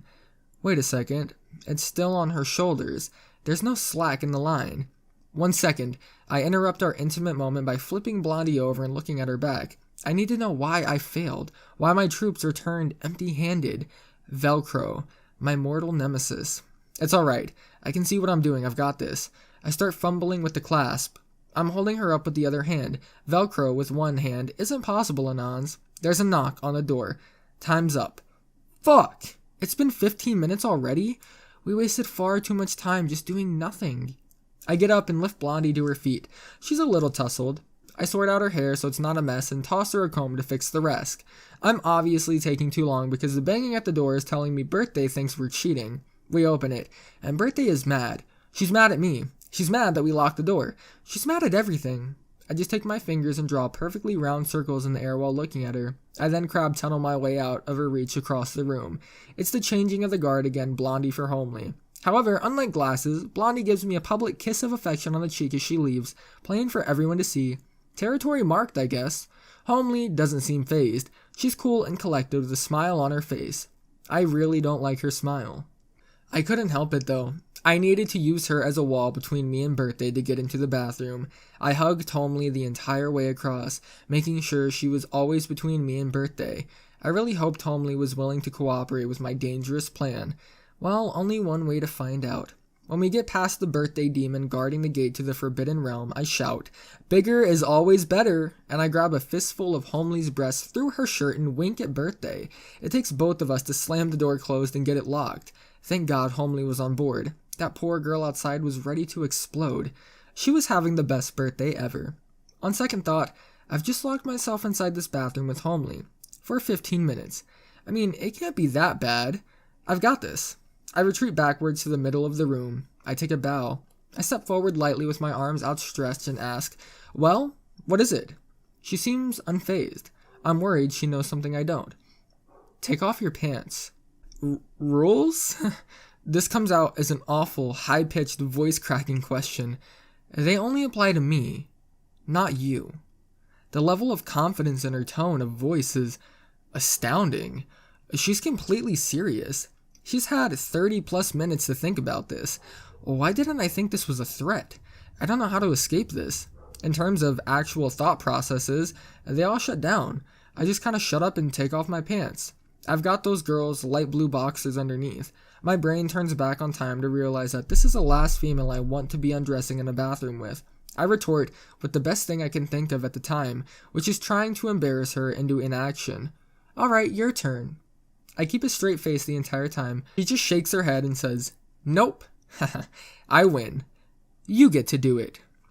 Oh, I'm not getting out of this alive. This is what I get for trying to help Birthday and using Homely as a prop. I asked for this. Plan C? I pretend that I'm alright with her plan and walk forward a couple steps before doubling over in pain. My back doesn't hurt that much anymore, but she doesn't know that. I take a knee and feign excruciating pain. She's not having any of that either. Before I even realize what's going on, she's calling me a poor baby and shoving one of her bare breasts in my face. "Suck this. Mommy will make this all better." Hold the fuck on. This isn't even hot. This is like some shitty dialogue from an awful hentai. I'm pretty sure that's where she's learned this. I can't comprehend the thought processes she's having.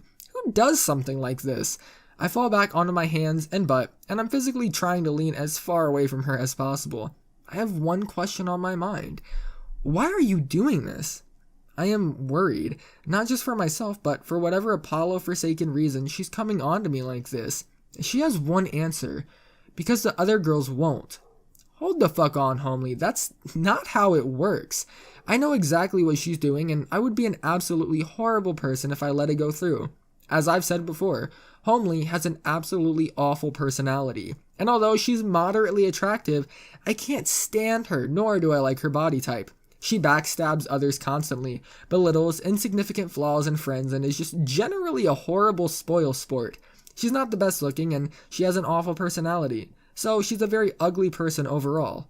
As a result, she gets very little attention from males, to the extent at which she's found very few ways to express herself properly to attract the attention of them. Earlier in the sleepover, she was aggressive, but rather tame. I showed her no affections and her attempt to earn them failed, but she begins acting lewd and she gets my attention. Notice the pattern? Through me entirely, she's learned that the way to stand out from the group and to get attention is to act more or less like a total slut. She's got no redeeming qualities otherwise. She's trying to compete with all the other girls strictly on the field of sex, while ignoring the fact that every single one offers me something more. She's acting this way entirely from things she's watched. She has no clue what she's actually doing besides seeking attention. I might hate Homely, but I would be an absolutely shit person if I threw her to the ground and fucked her brains out right there. Was the penis willing? Of course, but the guilt would kill me afterwards. That's shamelessly reinforcing a whore's mentality for a lifetime, just to get my dick wet once? The sad part is that many anons would just do it. I guess it's your choice, but I couldn't. This is every cam whore thread on B, most male or female threads on Soch, and various other examples in every other place you can imagine. Why do you think they show tits, or their dick? Because they feel they have nothing going for them but sex appeal. Mind you, This was not a light decision. If you could quantify the force my penis was exacting upon my mental capabilities, it would be counteracting huge swaths of logic. My crotch was actually creating anti-gravity fields, lifting me off my feet and dragging me across the room towards her. The mere fact that this happens in males is one of my biggest, most hated aspects of us as a species, but it's something I can't fix. Somehow, I managed to come to the above conclusion while hovering across the room. When I looked up, Homely was untying the knot in her pants. Storybro? This was her saying my full name. She had a searching look in her eyes. I knew she wanted me to look at her. She waited until my eyes were drawn to where her hands were, slipped lightly into the waistband of both sides of her pants, and she started sliding them down. I saw her lower navel, the V crease that all women had just started to appear. Stop. I don't know how I said it. My heart was beating 1,000 miles a minute. I was just so ready to let go of logic and go for it, but that little voice on the inside was screaming otherwise. He's the guy that reminds you that you have standards for a reason, that you'll fuck anything but standards let you live with yourself in the morning. I would regret this long before it was morning again, so I just blurted it out. Give me a reason, and I will. She pauses, everything, all motion. I can see her thoughts flowing back and forth. Don't you want to? She said it in the most teasing way possible. It's the question I dreaded. God. Yes, woman, of course I want to, but it would be empty and meaningless. It needs to be special. Those were the words I picked. The ones that mixed everything I could into a package as easy to understand as I could. I knew I was being a hypocritical fuck. If this was any of the other girls, I would take them without even asking that question, but I could safely say each one of them was different and had more to offer me than just sex. That was the difference. Aren't I special? That's not what I mean, and you know it. My penis and you are making this far more difficult than it needs to be. If we have sex, what else will we give to one another besides sex? I'm pretty sure it came out as sort of heckling, trying to demand more out of the deal. I felt really bad, but I tried to pretend it was easy enough to understand. We could do as much as you want. Lord Ares, grant me the strength to overcome. It needs to mean something, anything.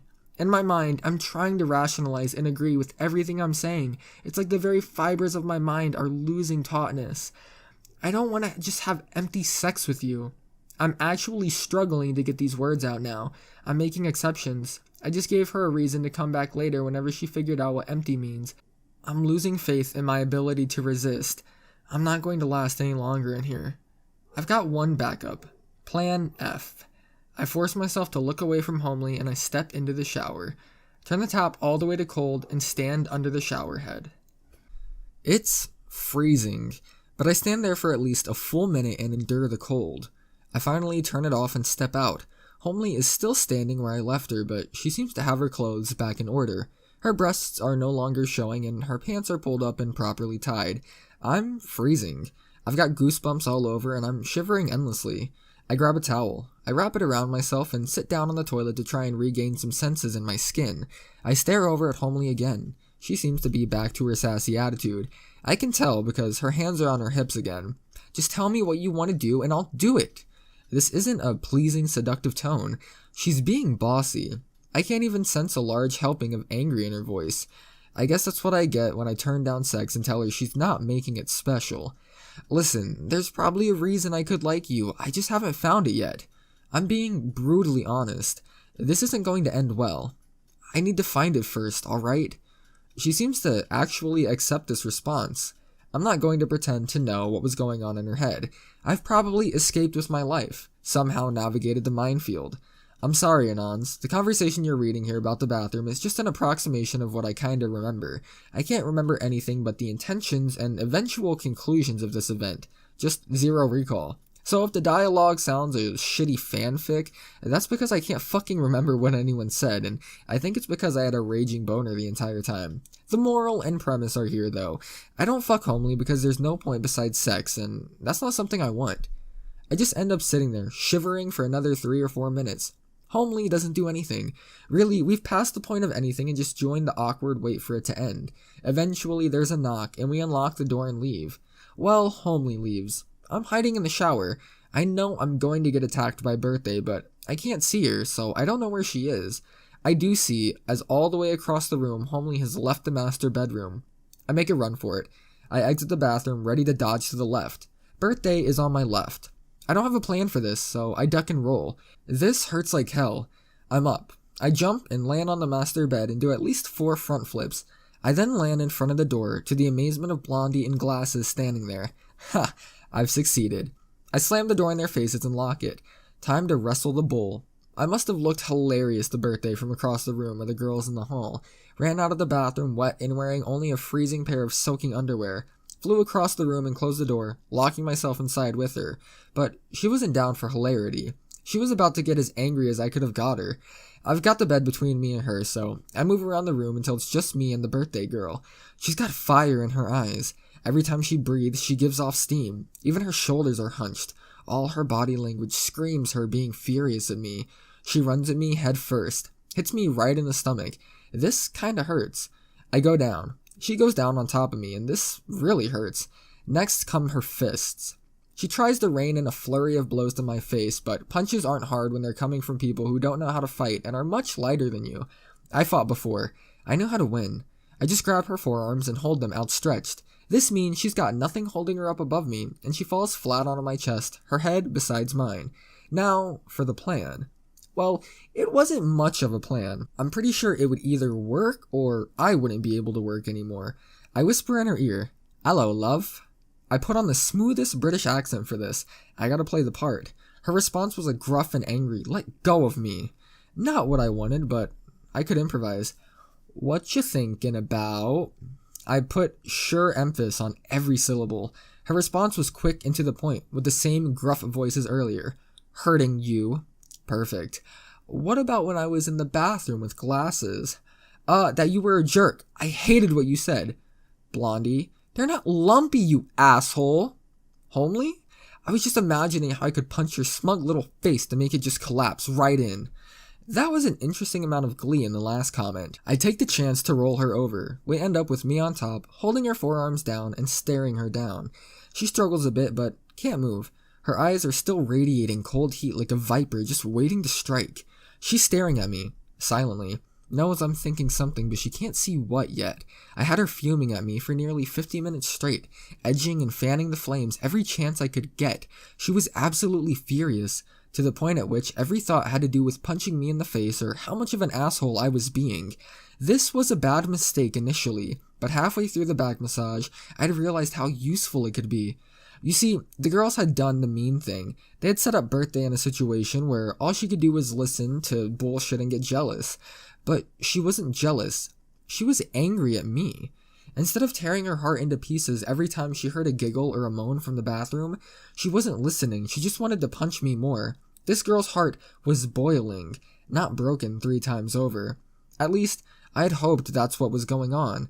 It made more sense in my head, but in my head was where I was at the time, trying to make it all fit together like a puzzle. I figured cooling her off was easier than putting her back together again, so I asked her a question I knew would throw her off my tail.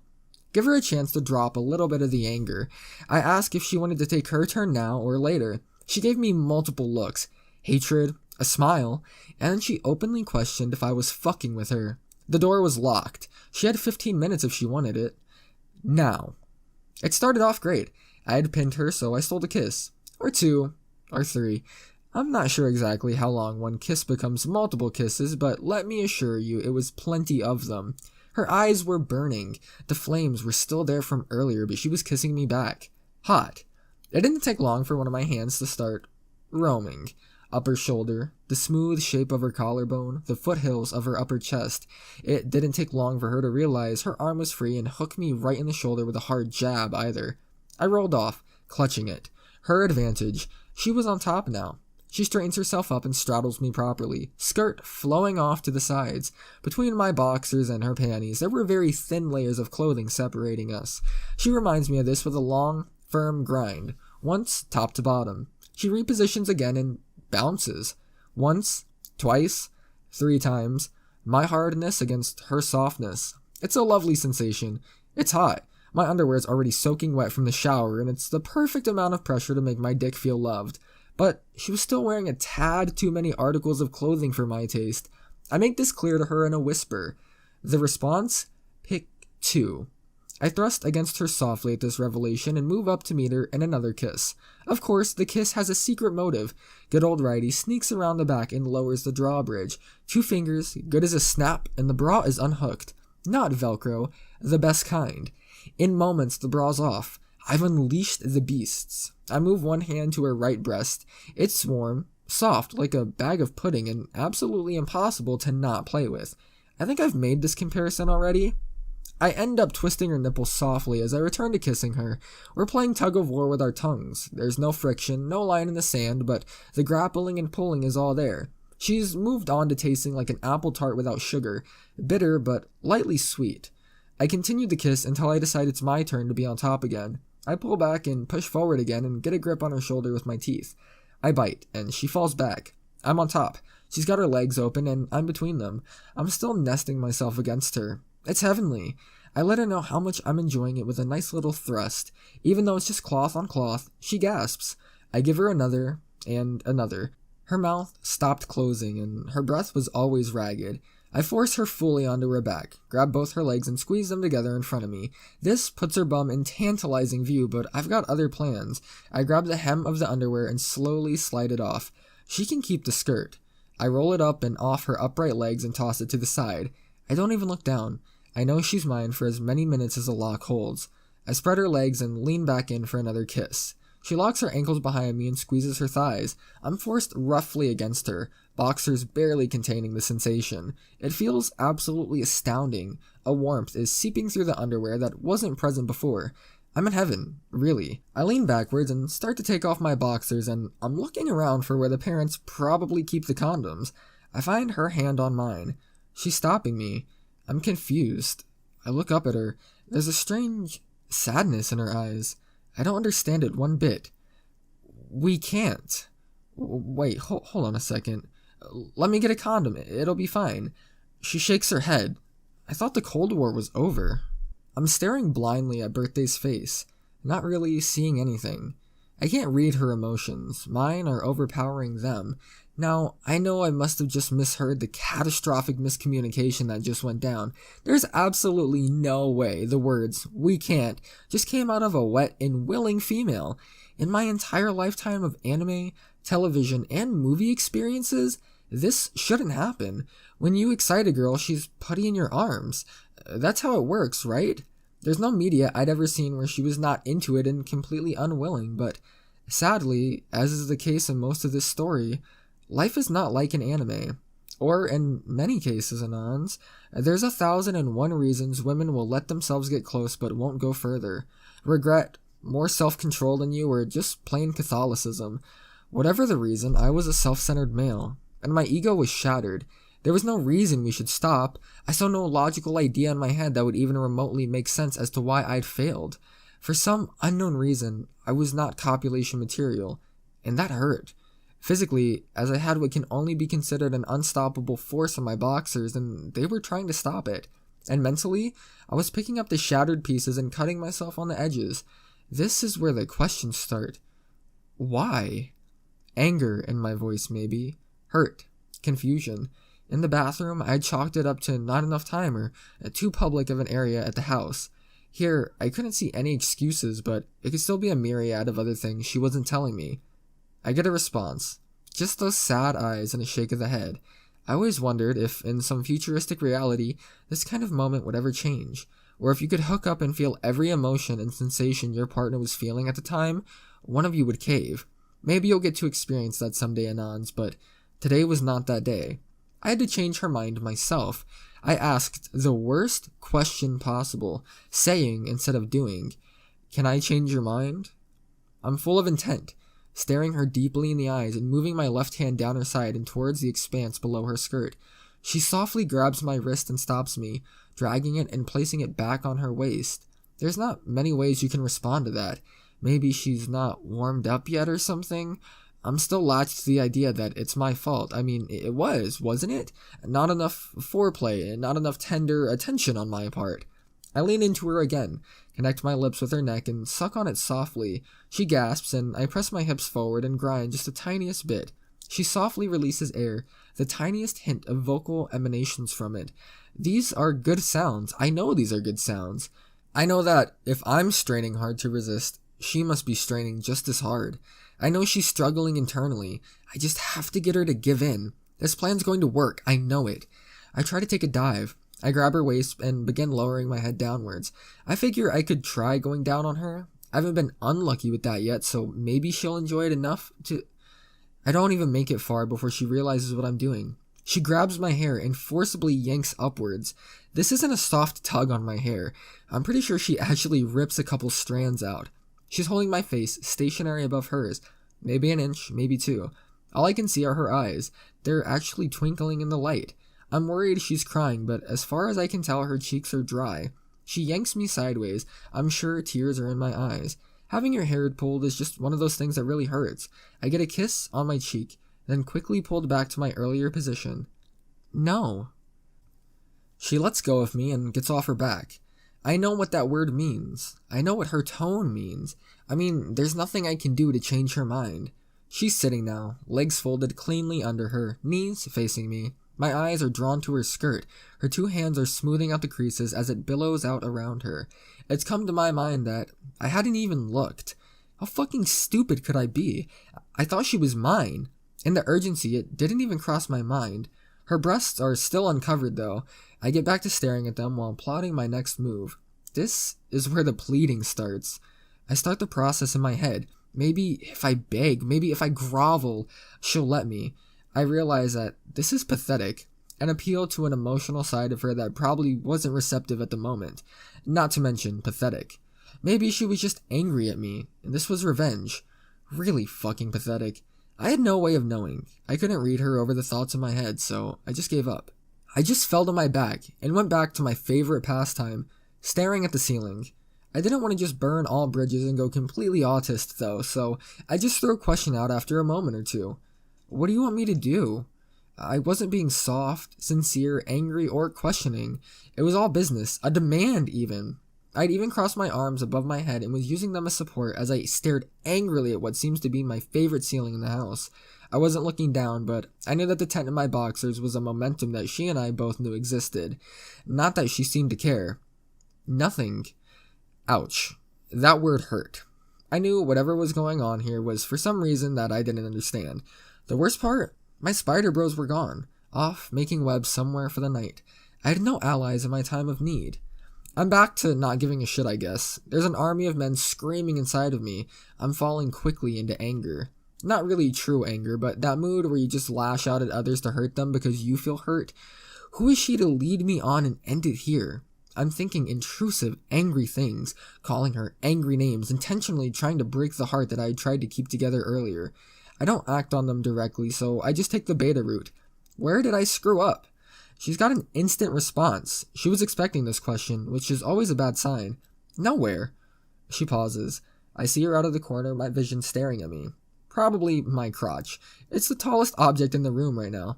I'll finish you off. Thank fucking Iris, goddess of chaos. She crawls over to me. I watch her breasts the entire way, nothing like a girl's breasts pointing nipples to the floor and swaying the entire time. Reminds me of the soft swaying of a ship on rough seas. She's eventually got my dick within grabbing range, which means we're going to get some action started. X marks the spot. Come and get it. It's about fucking time. I'm just frustrated, ripping at the sails at this point. I've had a constant on-off erection for 40 minutes now. All I wanted to do was find some worthy wench to deposit a load into. Pirate's booty denied. I guess I could accept a bit of old suck on the bottle. Except, she starts with her hands. One hand above the boxers, one below. This can't be anything but good. Oh, how wrong I was. She was pulling far too hard. I was wincing. She was rubbing the cloth roughly against it. I completely forgot that this girl had no clue how to give handjobs. I think no clue was an understatement. This was like the first time using chopsticks, no clue. This was like first time giving a handjob with chopsticks that you've never used before today, no clue. I was getting an Indian rope burn Mark II. I'm actually making those sounds the velociraptors make in Jurassic Park internally, even a couple externally, but she's not getting the hint. Fuck, the sounds coming out of my throat would fit in 40 million years ago. It was like she lit me up, grabbed my monkey, and started to go. She was trying to start a fire, and her hands were cold as ice. It was making me tired, like a rerun of Miami Vice. I want to walk away. Fuck this whore. I want Homely to open the door. Wait, I'm on the floor, making sounds like a dinosaur. It doesn't take me long to stop her, completely.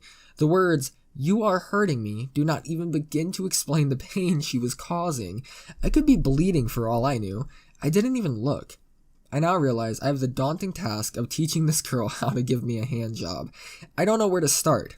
Basic human anatomy, maybe? She might be missing a couple important bits, like the ones where it being attached was important. I'm mulling over how to explain this when she interrupts my thoughts. I can try my mouth? Oh, right, yeah, that's a thing. Yeah, go ahead. It can't be worse than the hand job. Oh boy. I should really stop saying that.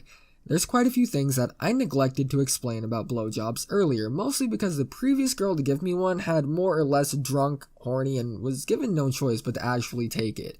Now birthday started with kissing. Anons that have bad blowjobs know what kisses feel like.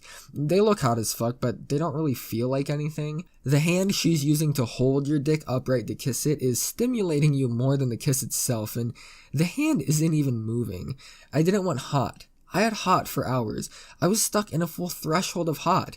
I just wanted to get off. You know that feeling. I decide I need to take things into my own hands. Literally. I wrap one of my hands around the base and start stroking slowly while she's kissing and softly pressing her lips against the thing. She seems to decide my hand is in the way because she grabs it and slowly pulls it off. I'm trying to help you, woman. Door's stuck. Please, I beg you. She returns to doing absolutely nothing but torturing me. We're dead. I hint that she should put it in her mouth. I mean, that's how blowjobs work after all. I figure it would feel better than the kisses. She seems to acknowledge his request and pulls up again. She puts the tip in her mouth. Now, if she had sucked it, I would have said sucked it, but it's just in her mouth. Now, about those things you need to make a blowjob actually feel good and not just like your dick is wet. Number 1, suction. If she's not closing the gap and applying suction, you're going to barely feel anything. Number 2, friction. Lips or throat action, but absolutely no teeth. Unless she really knows what she's doing, cheeks don't actually count. For friction to work, you also tend to need movement. And number 3, tongue action. It can make or break a blow. Trust me. Now, Birthday was doing none of these things. No suction. Her tongue was sitting at the bottom of her mouth, and she wasn't taking me very deep at all. Really, only about the first 1/7 or so. The only thing she was doing right was not biting me, but I did feel a couple of scrapes with her upper jaw, which happens sometimes. Luckily, that's not usually that jarring, so I had to give her a little bit of credit. I decided to try and instruct her to do it better. Remember, you can't just tell people they suck at blowjobs. If they suck, they're at least doing the right thing. So I try to hint at various things she can do. Suction. She manages a bit of a weak effort at rolling it around the tip. Better than nothing. Lips and movement. She's going back and forth. Still not very far, but it's a start.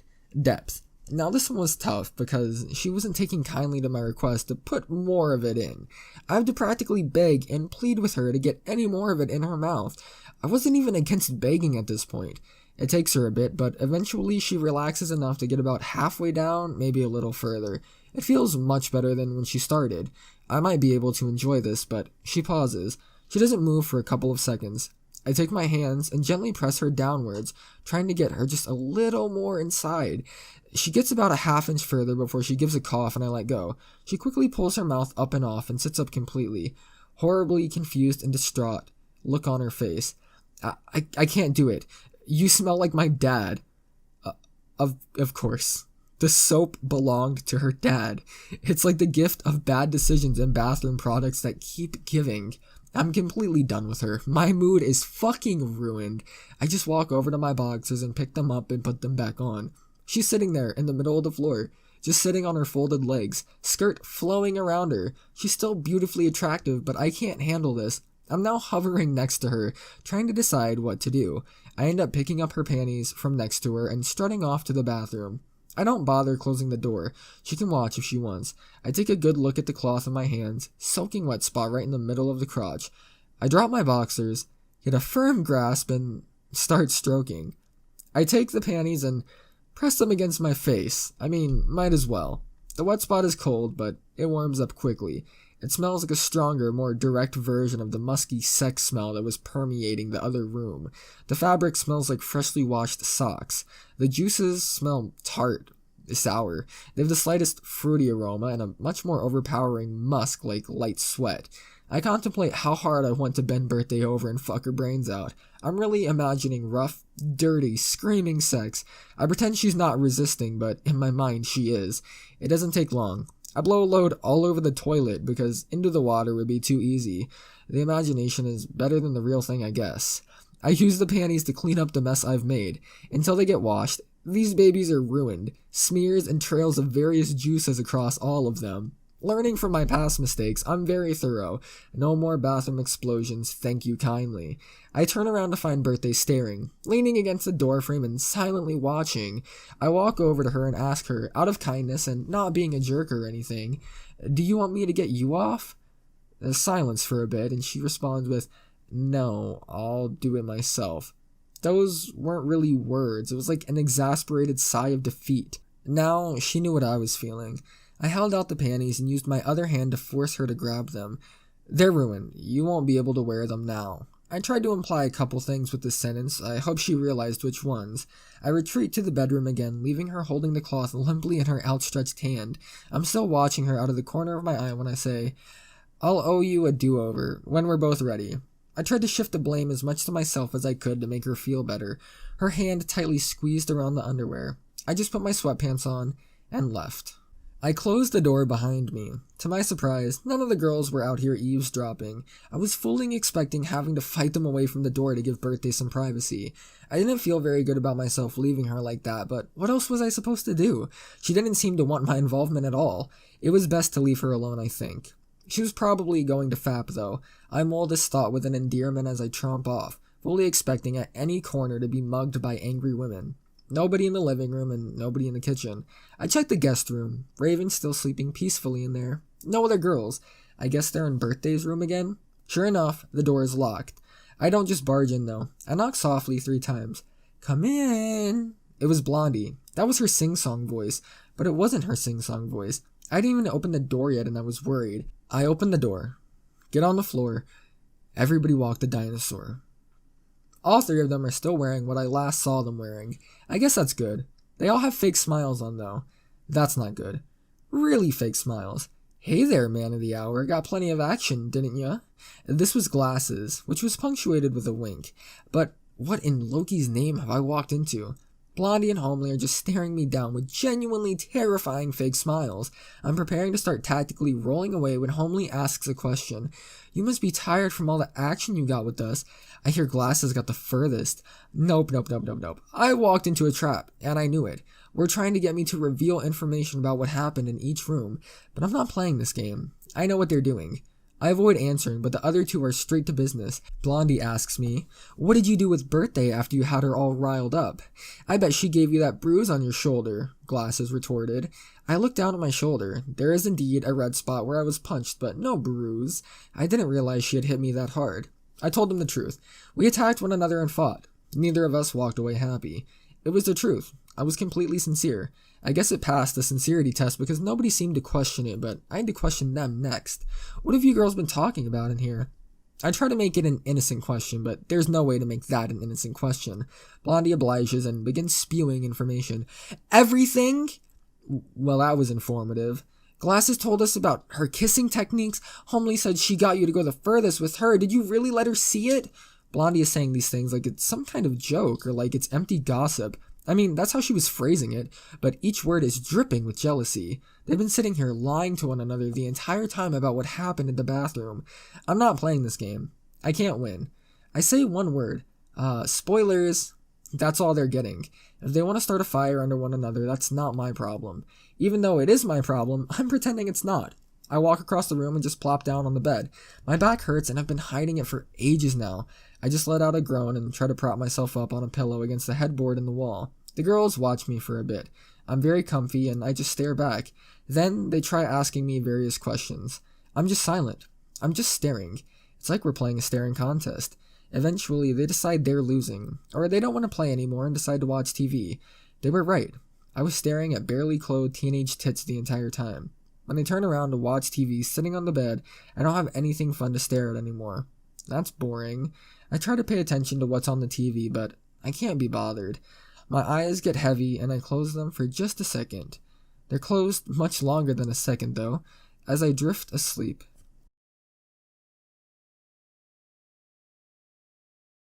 Hey guys, Storybro here. I'm deathly fucking ill, so you'll probably notice an audio change around the 2 hour and 40-minute mark. I go from sounding normal to sounding like fucking garbage. I did the best that I could possibly do to master it and to just hold my voice to like something acceptable so it would sound okay for you guys.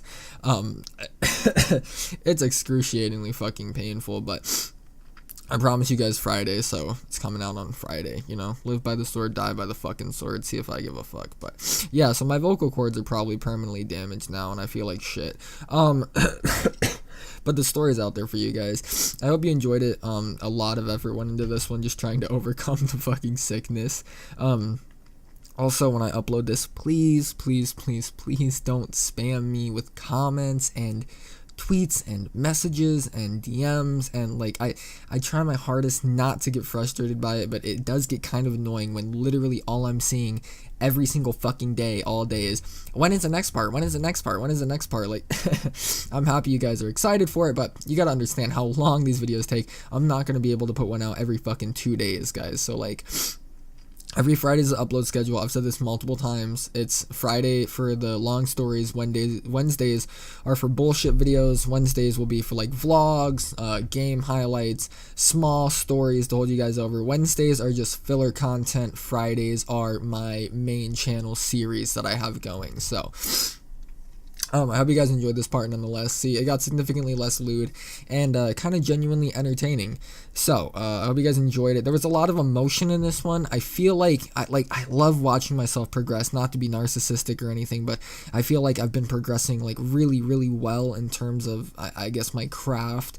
I mean when I'm not sick, that is. And I can really see myself kind of putting in like emotion and conveying the story well, and I feel like this has probably got to be one of the best jobs I've ever done reading a story. So I really hope you guys like it. I actually like listening to this back. It kind of makes me happy, and you know, I'm stoked we hit 54,000 views on the last one. I've gone up 3,000 subscribers in the past 4 days, so thank you guys so much for all that. Be sure to like and subscribe. I will be finishing this series no matter what happens. Even if YouTube smites the video, it may take me a week or 2 weeks or 3 weeks, but if something happens to this series, oh fuck, there's my voice. If something happens to this series, or if like something crazy happens, like something happens to my computer, God fucking forbid, or I get sick again, or YouTube fucking nukes me, you know, I'm gonna finish this fucking story. So don't you even worry your pretty little fucking heads, boys. Doverbro's got you. I'm an absolute fucking madman, and I'm just rambling now because I'm sick and I kind of just want to talk, and got a little bit of frustration because a lot of people keep asking me for the next fucking part. Well, here it is. But yeah, please stop spamming me with that, for real. It's kind of annoying. I'd like to see you try and balance, you know, everything going on in your daily life and making videos this length. Like I don't think you understand how long it takes. But anyways, guys, thank you all so much for watching. Thanks for being hyped for this series. Thanks for all the support, and I will see you in the next one on Friday. I know there's going to be a couple troll comments saying when's part 2. That's fine, but you know. Anyways, thanks guys. I feel like shit. If anyone wants to send me some fucking cough drops, I'll go get a PO box.